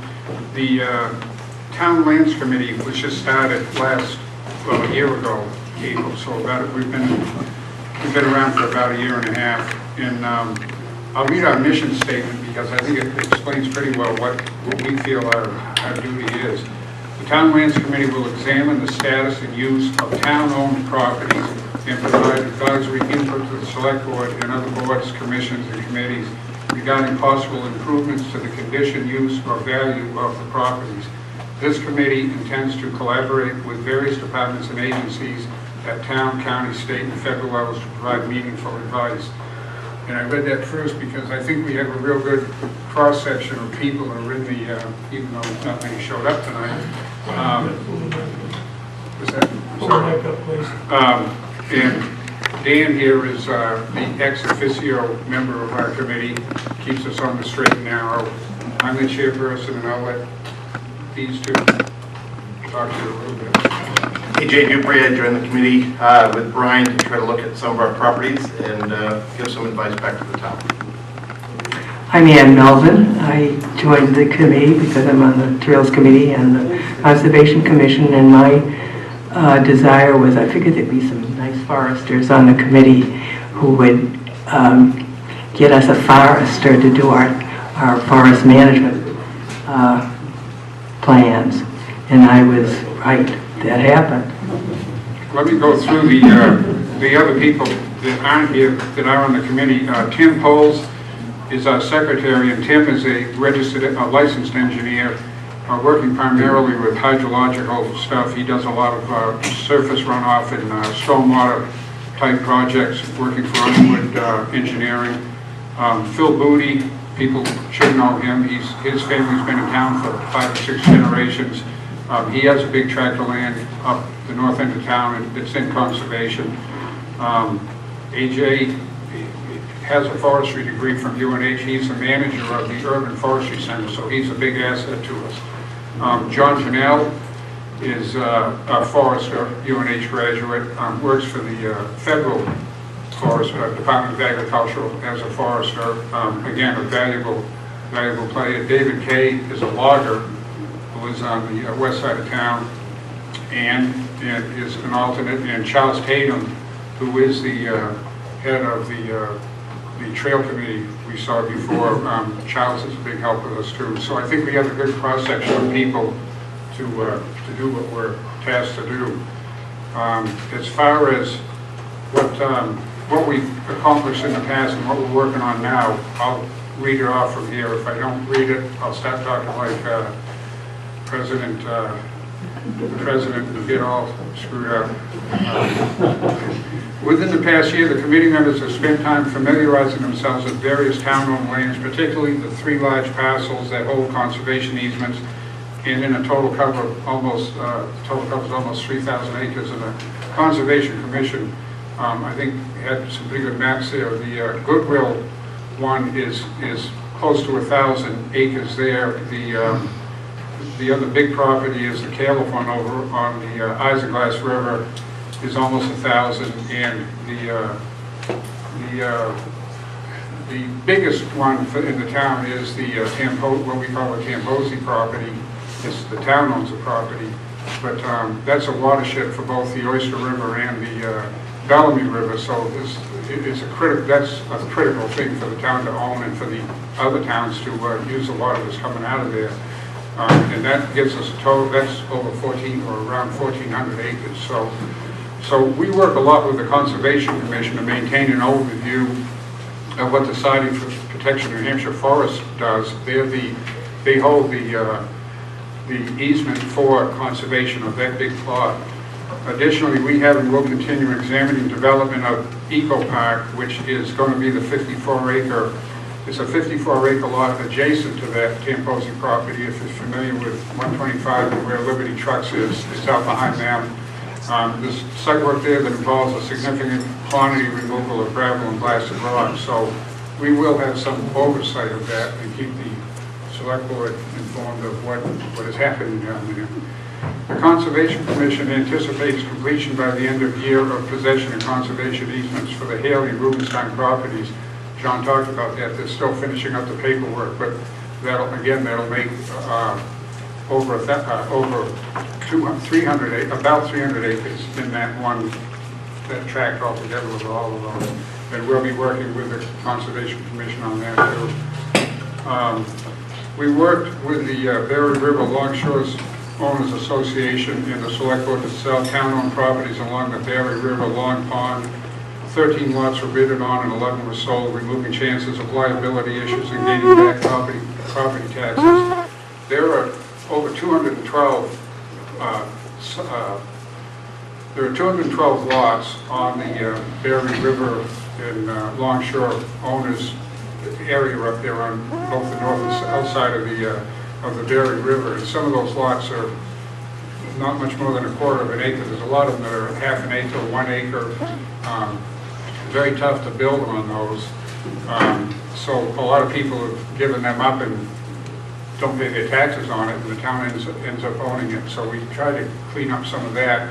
And the best thing there is if the adjacent landowner would buy it and make his lot bigger and get it off on hand. So that's going to continue. The town still owns there's a lot of land in town that's owned by the town that is small parcels and everything that really we don't want to own. So we're going to work with the board and with Connor on seeing if we can get some of those off the books.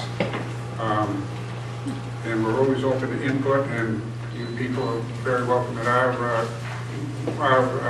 meetings that we have are on Saturday morning at the fire station at 7:30, and the next one is this coming weekend, so this coming Saturday, so you're welcome to attend. Thank you. Are there any questions for the Town Lands Committee? Dan? I appreciate all their hard work and spend time with their families and stuff. They put a lot of time in, and thank you. Thank you very much.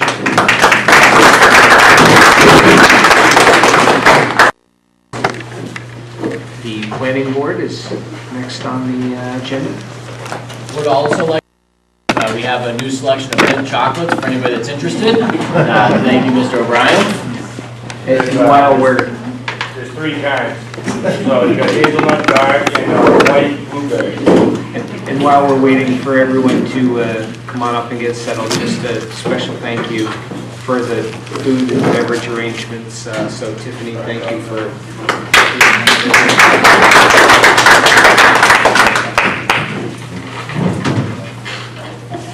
It's all yours, Jamie. Hello, my name is Jamie Jennison. I'm the chair of the planning board. We have a 7-member board right now with 1 alternate. A couple of them here tonight. At the end, Ronnie Boyer, Steve Diamond, and Ron Allard. Not here tonight. Oh, and Andy Knapp as well. I'm sorry. Not here tonight is Donna Masucci and Bob Pimpus and Jeff Brand. We are supported by land use staff, which is made up of Marcia Gassis, the town planner, and the land use administrative assistant, Barbara Irvine. I don't see either one of those here tonight. Our purpose on the planning board is to prepare and amend a master plan, which is a document to guide the development of the municipality. Currently, we're working on the facilities and utilities chapter.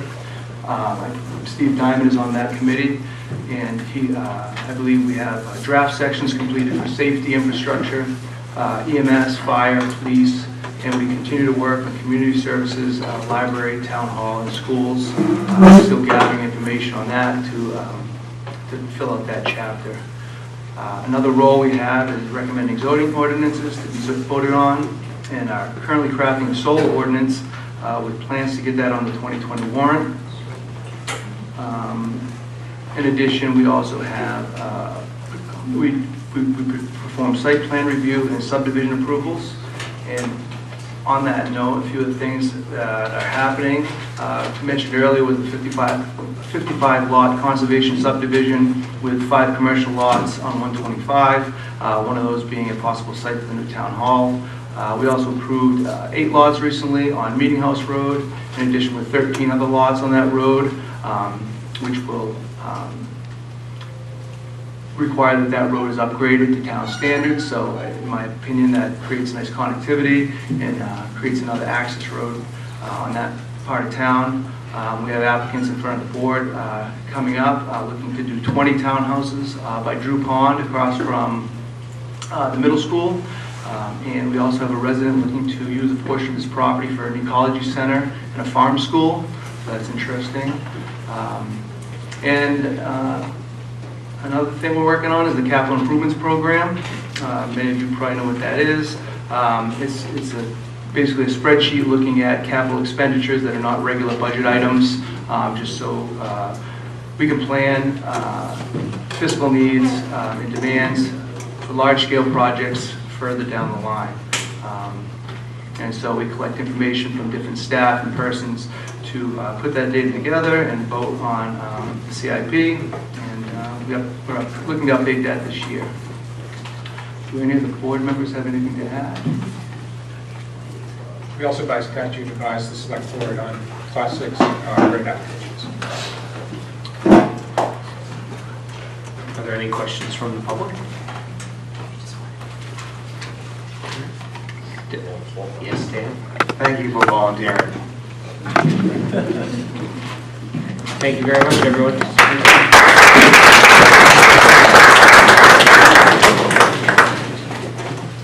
The Recreation Commission?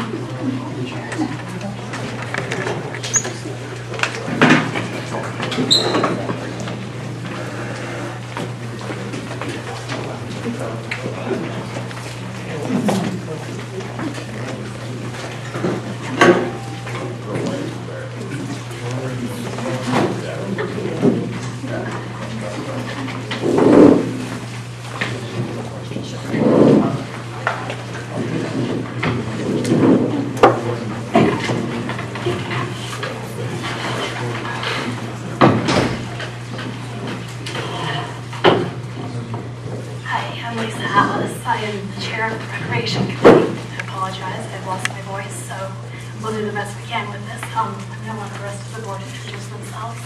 My name is Jim Noble. I've been a member of the Recreation Committee for over 15 years, so and still here. I love doing it.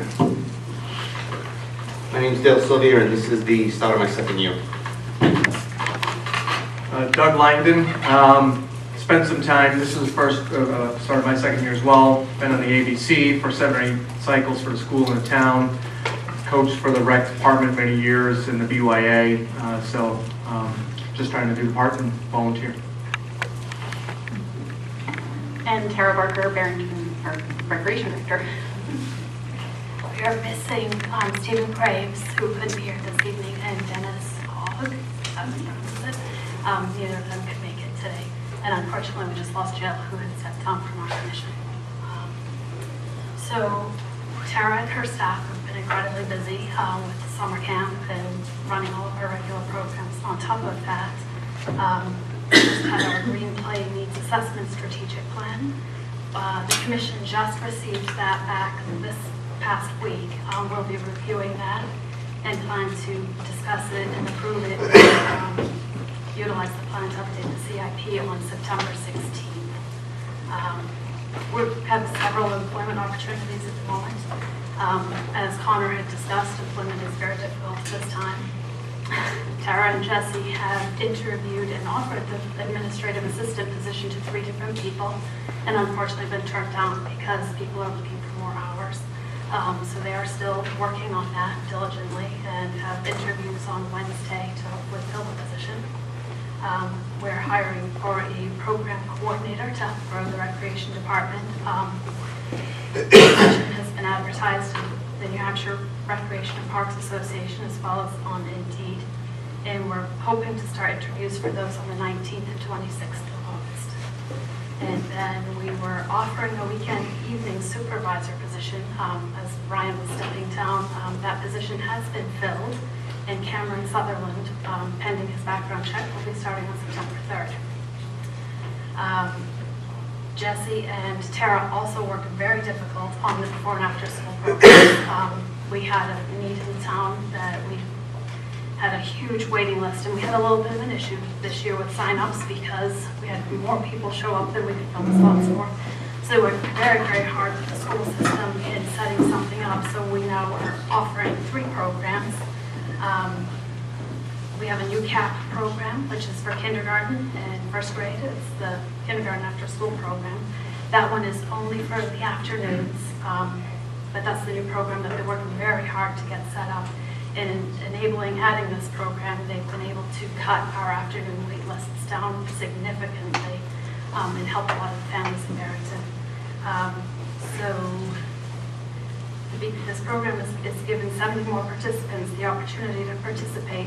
However, we're unable to accommodate 55 waitlist requests for the morning care and 12 waitlist requests for the PM care. The MAP program has 77 participants currently. The CAP program has 68 participants, and the ASK program has 32 participants. We're currently looking to hire approximately 9 or 10 additional staff for those programs. If we're able to get that staff, we would probably take the 12 off the wait list for the afternoon. All of the site supervisors were hired internally. Casey Cole is the ASK site supervisor. Monica Boitras will be the MAP site supervisor, and Dick Conway will be the CAP site supervisor. So that's basically what Greg has going on at the moment. It's keeping Tara extremely busy. Any questions?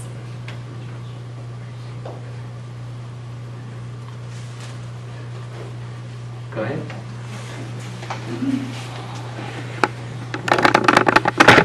I have a daughter who's got children at the Barrington Elementary School, and they're always, she's shared a lot with the friends that she's talked to that are having trouble with before and after school care for kids, and they have jobs that they have to get to, and I just think it's really good that you're trying to expand that program, and it sounds like maybe you need to offer more money.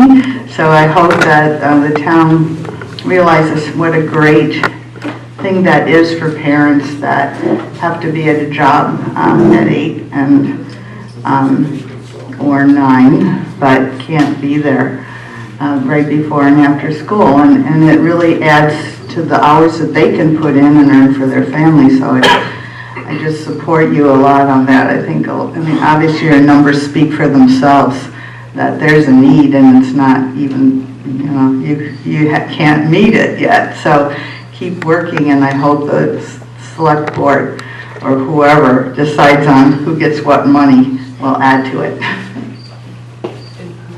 One note I will just add about that, and maybe there's community members that don't know.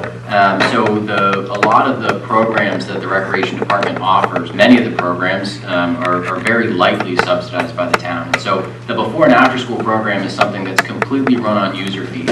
So, I think an astute taxpayer would recognize that there are certain portions of the operating budget which go towards setting up the programs and maybe some of the overhead. But the programs that the Recreation Department runs are completely user fee funded. And so a lot of the hard work that the Recreation Department did to be able to expand the program is to make sure that they could expand that program and it would still be solvent, that the user fees would still be able to fund that. And so it's it's not an easy task, and certainly there was a lot of work that went into it. But the programs, and certainly the Recreation Commission could speak to this more, but the revolving fund that takes in the revenue from the user fees is used to fund the programs, completely separate from the operating budget.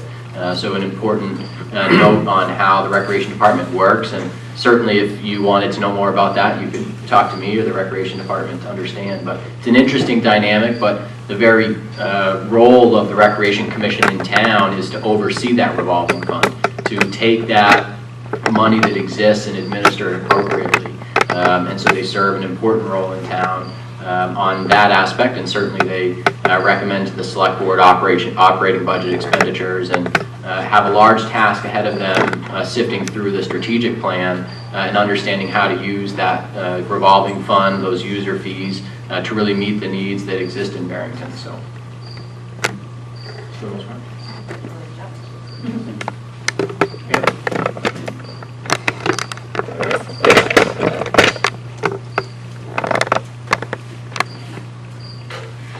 I'm Marika Wild again I'm keeper of a list, that's what I'm representing right now, of the Trails Committee. and we seem to have lost our connection with you, Tara, and I sent out an email, the very last one, a reminder, and it bounced right back to me. So you folks never heard a word about that, so I'm wondering what happened to the connection, the email connection.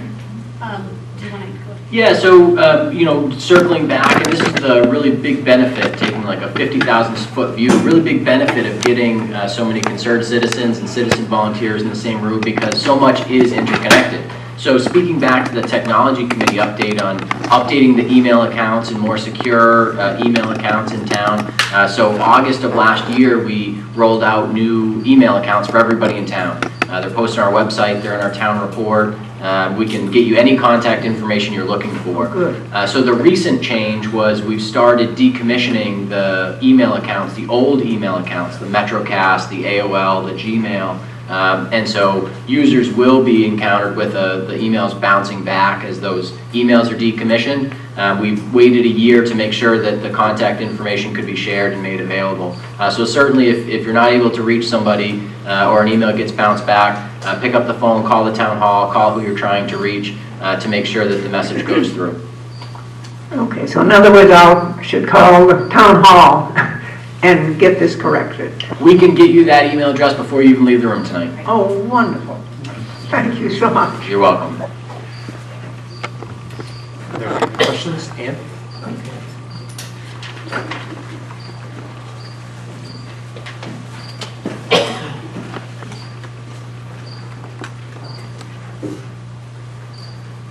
There are some communities where the Trails Committee and the Conservation Commission work closely with the Recreation Committee to provide hikes for children. Now, on our weekend walkabouts, we have hardly had any children at all. And I know, is it Jessica? Jessica will be coming to one of our meetings in September. So I just want to reinforce that I really, really hope that there's something we can do to get the children on our trails. That is on her schedule to attend that meeting, either herself or myself. That's what I understand. Yeah. Yep, we will definitely be there. Okay. Yep. Thanks.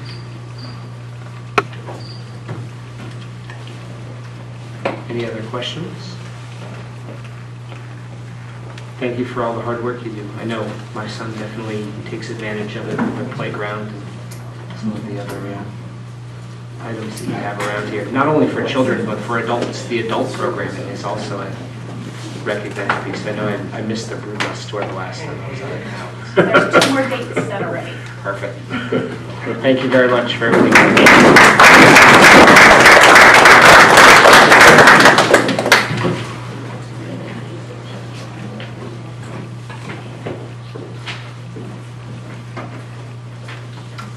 The Tricentennial Steering Committee.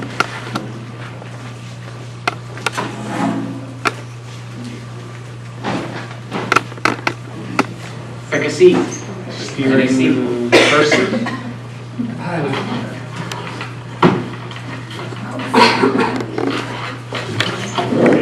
Hi, Rick Walker, most of you know me, chairman of the, I guess chairman by default of the Tricentennial Steering Committee. Dale Sylvia is also a member of the committee. So about a year and a half or 2 ago, a few of us, townies I guess you might call us, we were a little bit younger in '72 when the 250th anniversary came through town, and we got together and started talking about that our 300th anniversary was coming up in 2022. And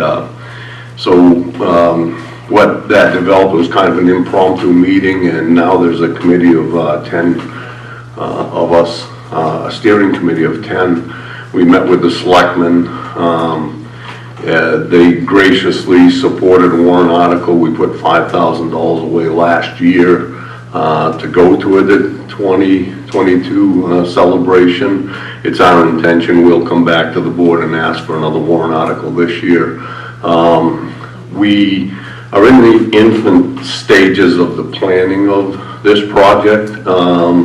We're not sure in 72, we kind of had a 2-week celebration with a number of things going on in town in July. We want to reach out to the different organizations. We want to get a lot of people involved, and the more people we can get involved, the bigger the celebration will be. But we're primarily trying to raise seed money now with the board's help through warrant articles, because we do want to involve a fireworks display. A fireworks display runs about $1,000 a minute. And that's pretty expensive, and we really felt as a committee that we wanted to put our work together to get the historical significance of 300 years of being incorporated, and that we didn't want to spend a lot of our time chasing people down for money or corporate. The businesses in town get hit for a lot of different things, and we really felt that we would steer in a direction of asking the voters to support putting enough money away to take care of that piece of it, and that we would start doing smaller fundraisers to do the monetary things. Dale, do you have anything else to add at this point? All right, we talked about, obviously, we want to work very closely with the Historical Society, and I think it's safe to say that we're all in agreement that we want, as part of the celebration, we don't know if we're going to do something for the whole year of 2022, or maybe something every month, identifying different aspects, and then a bigger celebration maybe in the middle of the year, or if it's going to be a 1-week deal, or if it's going to be a weekend. We're in the process of trying to put a logo together. We tried instituting a logo contest and had very little luck with that. So we've kind of switched gears, and we're working on trying to get a logo together and head in that direction. So you'll hear a lot more about this. There is as I say, a 10-member steering committee. I'm going to forget somebody, but I'm going to try it anyway. Peter Cook, Jim Califf, Race Califf, Dale Sylvia, Joel Sherman. You can't do anything without having Joel involved. Myself, Kevin Knight, Kim Jackson, Lisa Titus. Aaron. Who am I missing? Aaron. Oh, and Aaron Paradise. I knew I'd missed somebody. So our intention is this will be the steering committee, and then we will reach out to the different groups. We want to get the kids really involved in it. We want to have the Natural Heritage Committee / Conservation Commission involved, in the library and the rec, and we want it to be a town-wide effort, and as we get a little closer, we'll start hitting up all the different groups to make this work. So. Rick, if I may, if anybody's interested in offering services or participating, is the best way to contact you directly? Yes, absolutely. If you reach out to me, I think Andy has my AOL email address. That's just a little bit of an inside joke, but certainly you can call the fire station or stop by and see me. Happy to take your information, and guaranteed in some way, shape, or form we'll put you to work. Rick, you set anything up for donations? We have not at this point. And I'm glad you said that. We're going to sit down and work with Peter Royce, the town treasurer, and have him help us set up a non-profit organization. I don't think we're going to go all the way to a 501(c), but we're going to try to set something up so that there'll be people will be able to make donations, and it's our intention, much like in the 1972 deal, that we'll identify something to happen with any leftover funds after. Thank you. For the record, Rick was talking about all this being townies and stuff. I've only lived here for 15 years, and it's my understanding that you have to live here for about 85 years, such as Rick has, to be considered a townie, so we're working on that.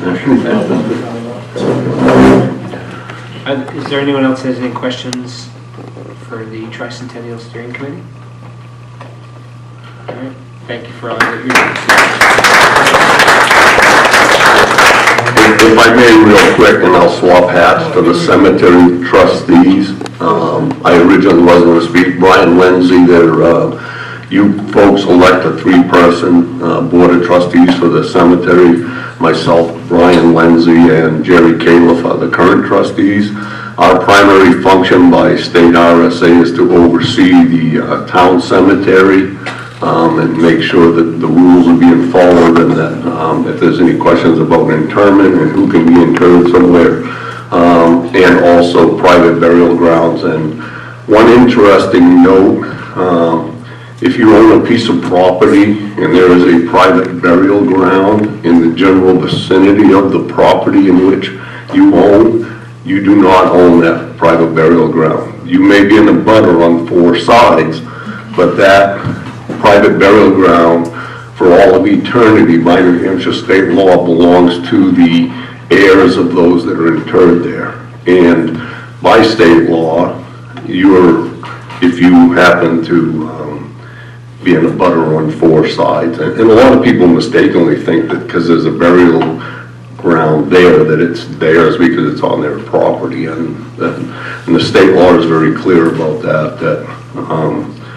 you're obligated to provide access, reasonable access to the heirs to get to that. You can't make them walk through a swamp or something like that. You have to provide a reasonable access, and if you fail to do that, then the Board of Selectmen get involved, which ultimately ends up meaning that the police get involved, because the Board of Selectmen have the right by law to order you to allow the heirs to come on the property.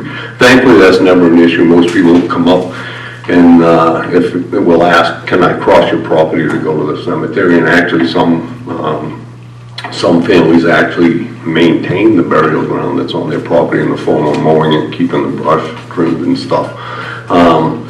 There's somewhere in the neighborhood of around 100 private burial grounds in Barrington.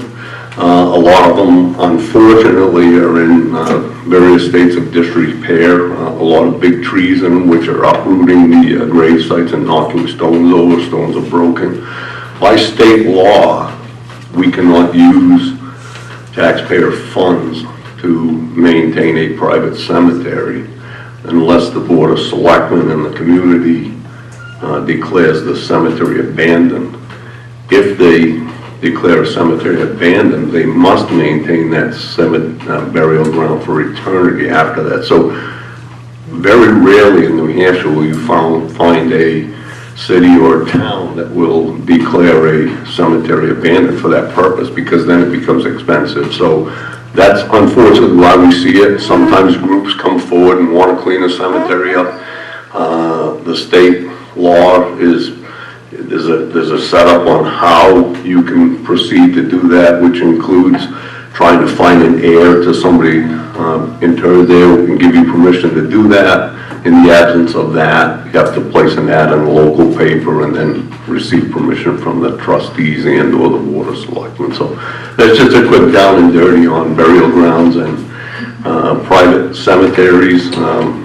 And we do maintain a public cemetery in the center of town, right next to the Historical Society. Thank you. Thank you.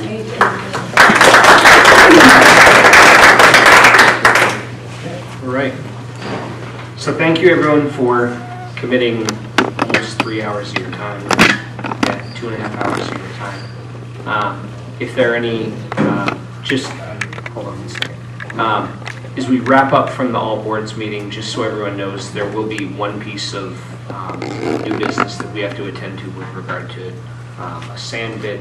But besides that, there's no real intention to cover any other business tonight. So just so anybody knows, if they would like to move on, you're more than welcome to stay for the rest of the meeting, but to be thoughtful of everybody's time. So with that, I'll open it to public comment, and I'll start with Steve, since I know Steve has something he'd like to say. Anybody that is leaving, thank you everybody for coming. I appreciate it. One for food, please help yourself to any food, chocolate, or anything else over there.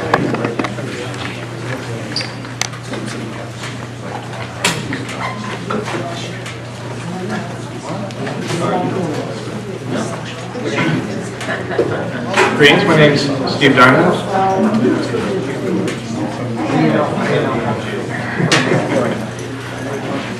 I realize it's been a long meeting. I'm going to try to make this concise and interesting.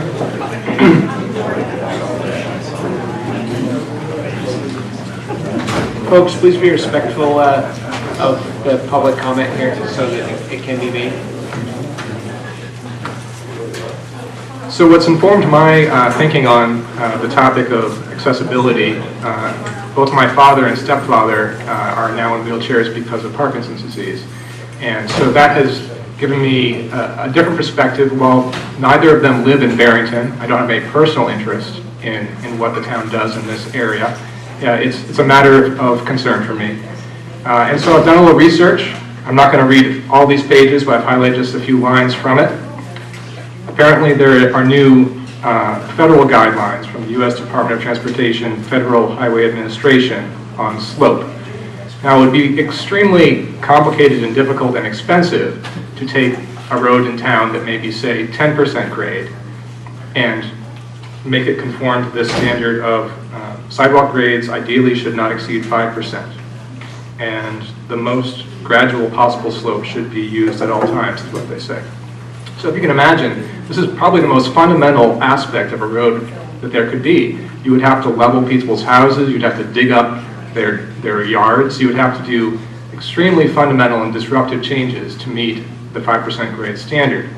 But there's an opportunity we have to make our town better without spending any money, which is to adjust, in accordance with those best practices, our subdivision regulations, which the planning board can do. I urge you to urge the other planning board members to adjust this. Specifically, in subdivision regulations under road design standards, maximum grade slope of 7 to 9% is currently allowed, and sometimes we accept waivers beyond that.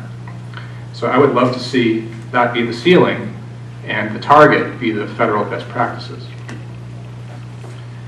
There's also one other part I specifically wanted to mention about the economic aspects. First of all, there are some things that can be done where grades are challenging. It says here in the Federal Highway Administration guidelines, people with mobility impairment who are ambulatory or use manual wheelchairs must exert significant more energy than other pedestrians traverse sloped surfaces. That's a little obvious. Your arms are not as strong as your legs. So it's important to have rest areas at periodic points.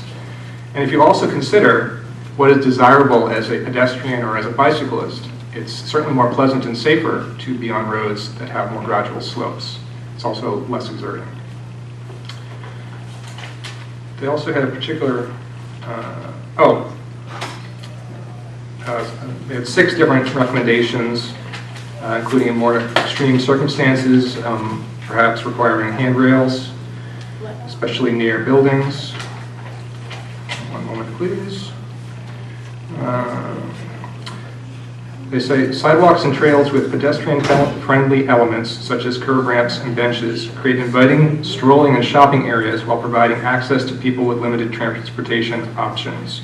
Commercial districts with accessibility improvements will have a larger customer base that include people with disabilities. So over the long term, this could have an economic benefit for the town. Another possibility that the select board could implement towards this goal would be declaring that you are not going to accept as a public town road any roads with grade greater than 5%. I think that's the gist of what I wanted to cover. Thank you. Dan? Chapel's Tractor Supply, they have a handicap access vehicle that anyone who's paralyzed, they're not going to get anywhere with them, one NINSA. So you can look into that. And then for 5% roads, we don't live in out west. Washington State has adopted this standard, and they have quite a bit of training. Please come up here to speak. 3 different states have already adopted these best practices. They include Florida and Iowa, with obviously places where that would not be too difficult to achieve. However, Washington State is another one. Well, being part of the conservation is impact to make a road on the wetlands and slopes so they're safe and stuff, it would be drastic. And That's a good point. I'm all for exceptions existing for compelling public interests, whereby the current limits could be the new real limits for circumstances where it's truly warranted. Thank you. George? Yeah, Mr. Diamond, I would recommend that you read the RSAs concerning the planning board where the limits of the select board are. Basically speaking, in the RSA, just to cut it short, is that the board has the authority to appoint individuals to the volunteer boards and for a period of up to 3 years. Also, when that happens, any other items that you're asking us to perform, that is not within the state law for the select board to do. So you have to go before the planning board. The planning board then turns around and holds the 2 meetings for their warrant article to appear, and then the warrant article is put on the voters, and the voters are the ones to do it. So my suggestion to you, sir, is to please go through the planning board with these recommendations, because as was mentioned tonight by the chairman, they're in the process of drawing together a warrant article, so that'd be the time to get it started and to come forward. Thank you. Yeah, my name is John Huckins. I served many years on the planning board myself. Now, the road standards that Barrington has, it used to be 10%, and all our surrounding towns still have 10%. Barrington is actually quite conservative, going down to 7%, and on a regular basis, those things have to be waived because it's almost impossible to make that topography work. So to say that it's a good idea to make it less steep is really, doesn't make any sense at all. Thank you. All right. Any other public comments? I just have one. I was confused with the conservation, how they went through their numbers on the money for that property, the $344,000. When they said that it was no impact to the taxpayers, it actually is, because that $28,000 that was at the bottom comes from the sale of property that is in use. So I'm just clarifying that it is actually an impact to the taxpayers, because that does not go back in the tax roll. That's tax dollars, you mean to say, correct? Yeah, I just wanted to clarify that from earlier. I didn't. Thank you. Any other public comments? All right.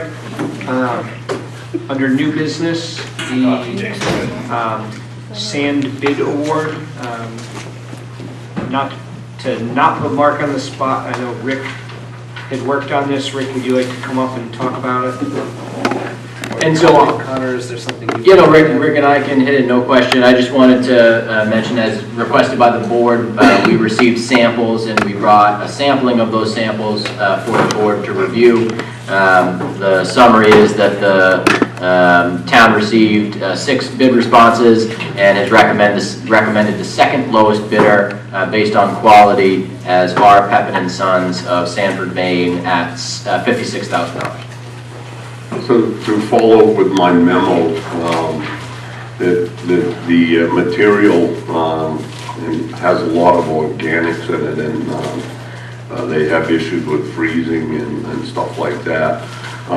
So I obviously, again, I had the crew, the guys that put this stuff out and the guys that work the roads and stuff, look at this stuff and give me their opinion of it. Mark had the opportunity today to look at it. He agrees with me that it's in the town's best interest to spend a little extra money, get a better material, with the idea that hopefully we'll put a little bit less material out, so the purchase will go a little bit further. So I would, not to put him on the spot, but if he wants to speak to the issue, I'd be happy to have you do that. Mark Moore's first day in the town of Barrington, right up to the microphone, just as he always hoped his first day as road agent would be. I had a chance to look at the sand samples. The product that we've been using recently just has a lot of fines in it that don't seem to get along well with water. And also, you know, when you lay them down on the road, just the draft behind the truck is gonna blow those fines away off of the surface you're trying to treat. The sample for $6,000 more seems a lot more granular, grittier. I truly think that we will use less product by the time you figure the amount that gets blown off and washed off of the previous product.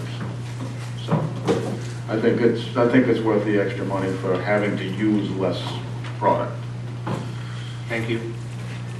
George? Are you ready for a motion, Mr. Chairman? Is there any other comment? Dan?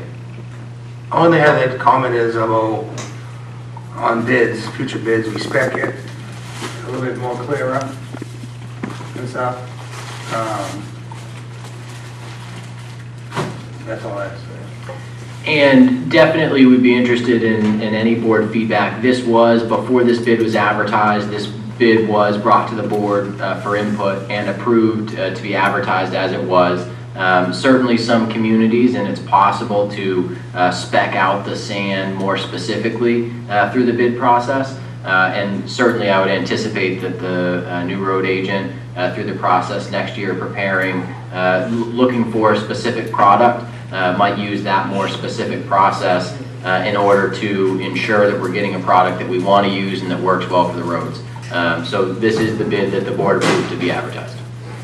Mr. Chairman, I'd like to make a motion that we accept the bid presented by R. Pippin and Sons Incorporated of Sanford, Maine,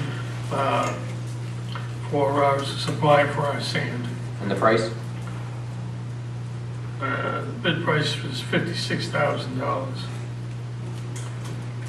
I'll second that motion.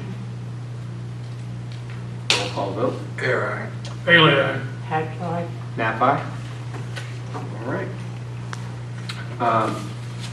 The other stated item was the Wildcat Road turnaround, which has been pulled from this agenda. Because it's on the agenda, I would ask that I would entertain a motion to table this item. I'd like to bring more information back to the board to make an informed decision on this project. So moved. Second. Aye. Bailey, aye. Hatch, aye. Nap aye. Select person's reports. If there's anything that you have. I wasn't able to make the conservation meeting. I need to get a job done. I'm a farmer. The sun was out and it was dry and I was working. But to my knowledge, that they awarded the Goodwill Park Park to Brown Industrial Group. Correct. All right. I was the library meeting didn't take place, so I have nothing to report. We have 3 hearings on the 21st. Would you believe it? We've got something messed up then. There's something wrong. And that's for the zoning board, three Yes, years. that's 3 hearings. They're all variances. And I took a week of vacation, so I missed a pile of meetings between the building committee, the technology committee, the planning board, and the, well, I think that covers all of it, so. No select board meetings, made it through. No select board. Oh, and also the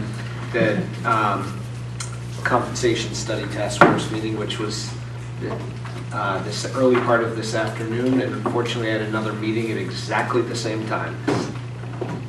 So I didn't make anything this past week. Wow, you missed a lot of meetings. I missed a lot of meetings. Following your footsteps.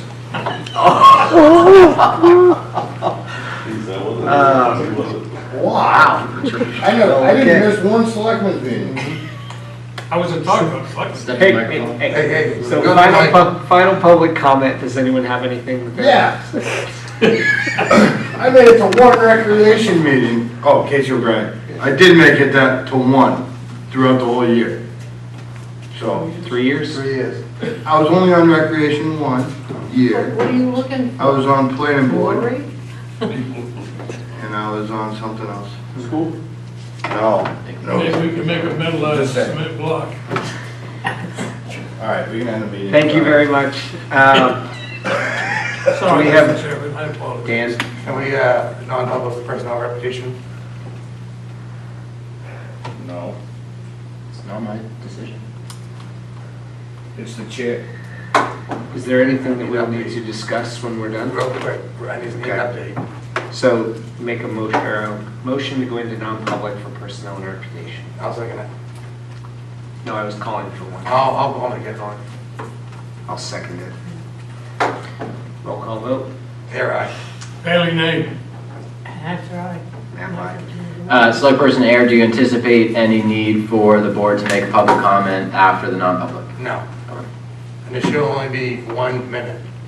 Better be important. I would ask that the board recess into the regular meeting room. I would agree with that.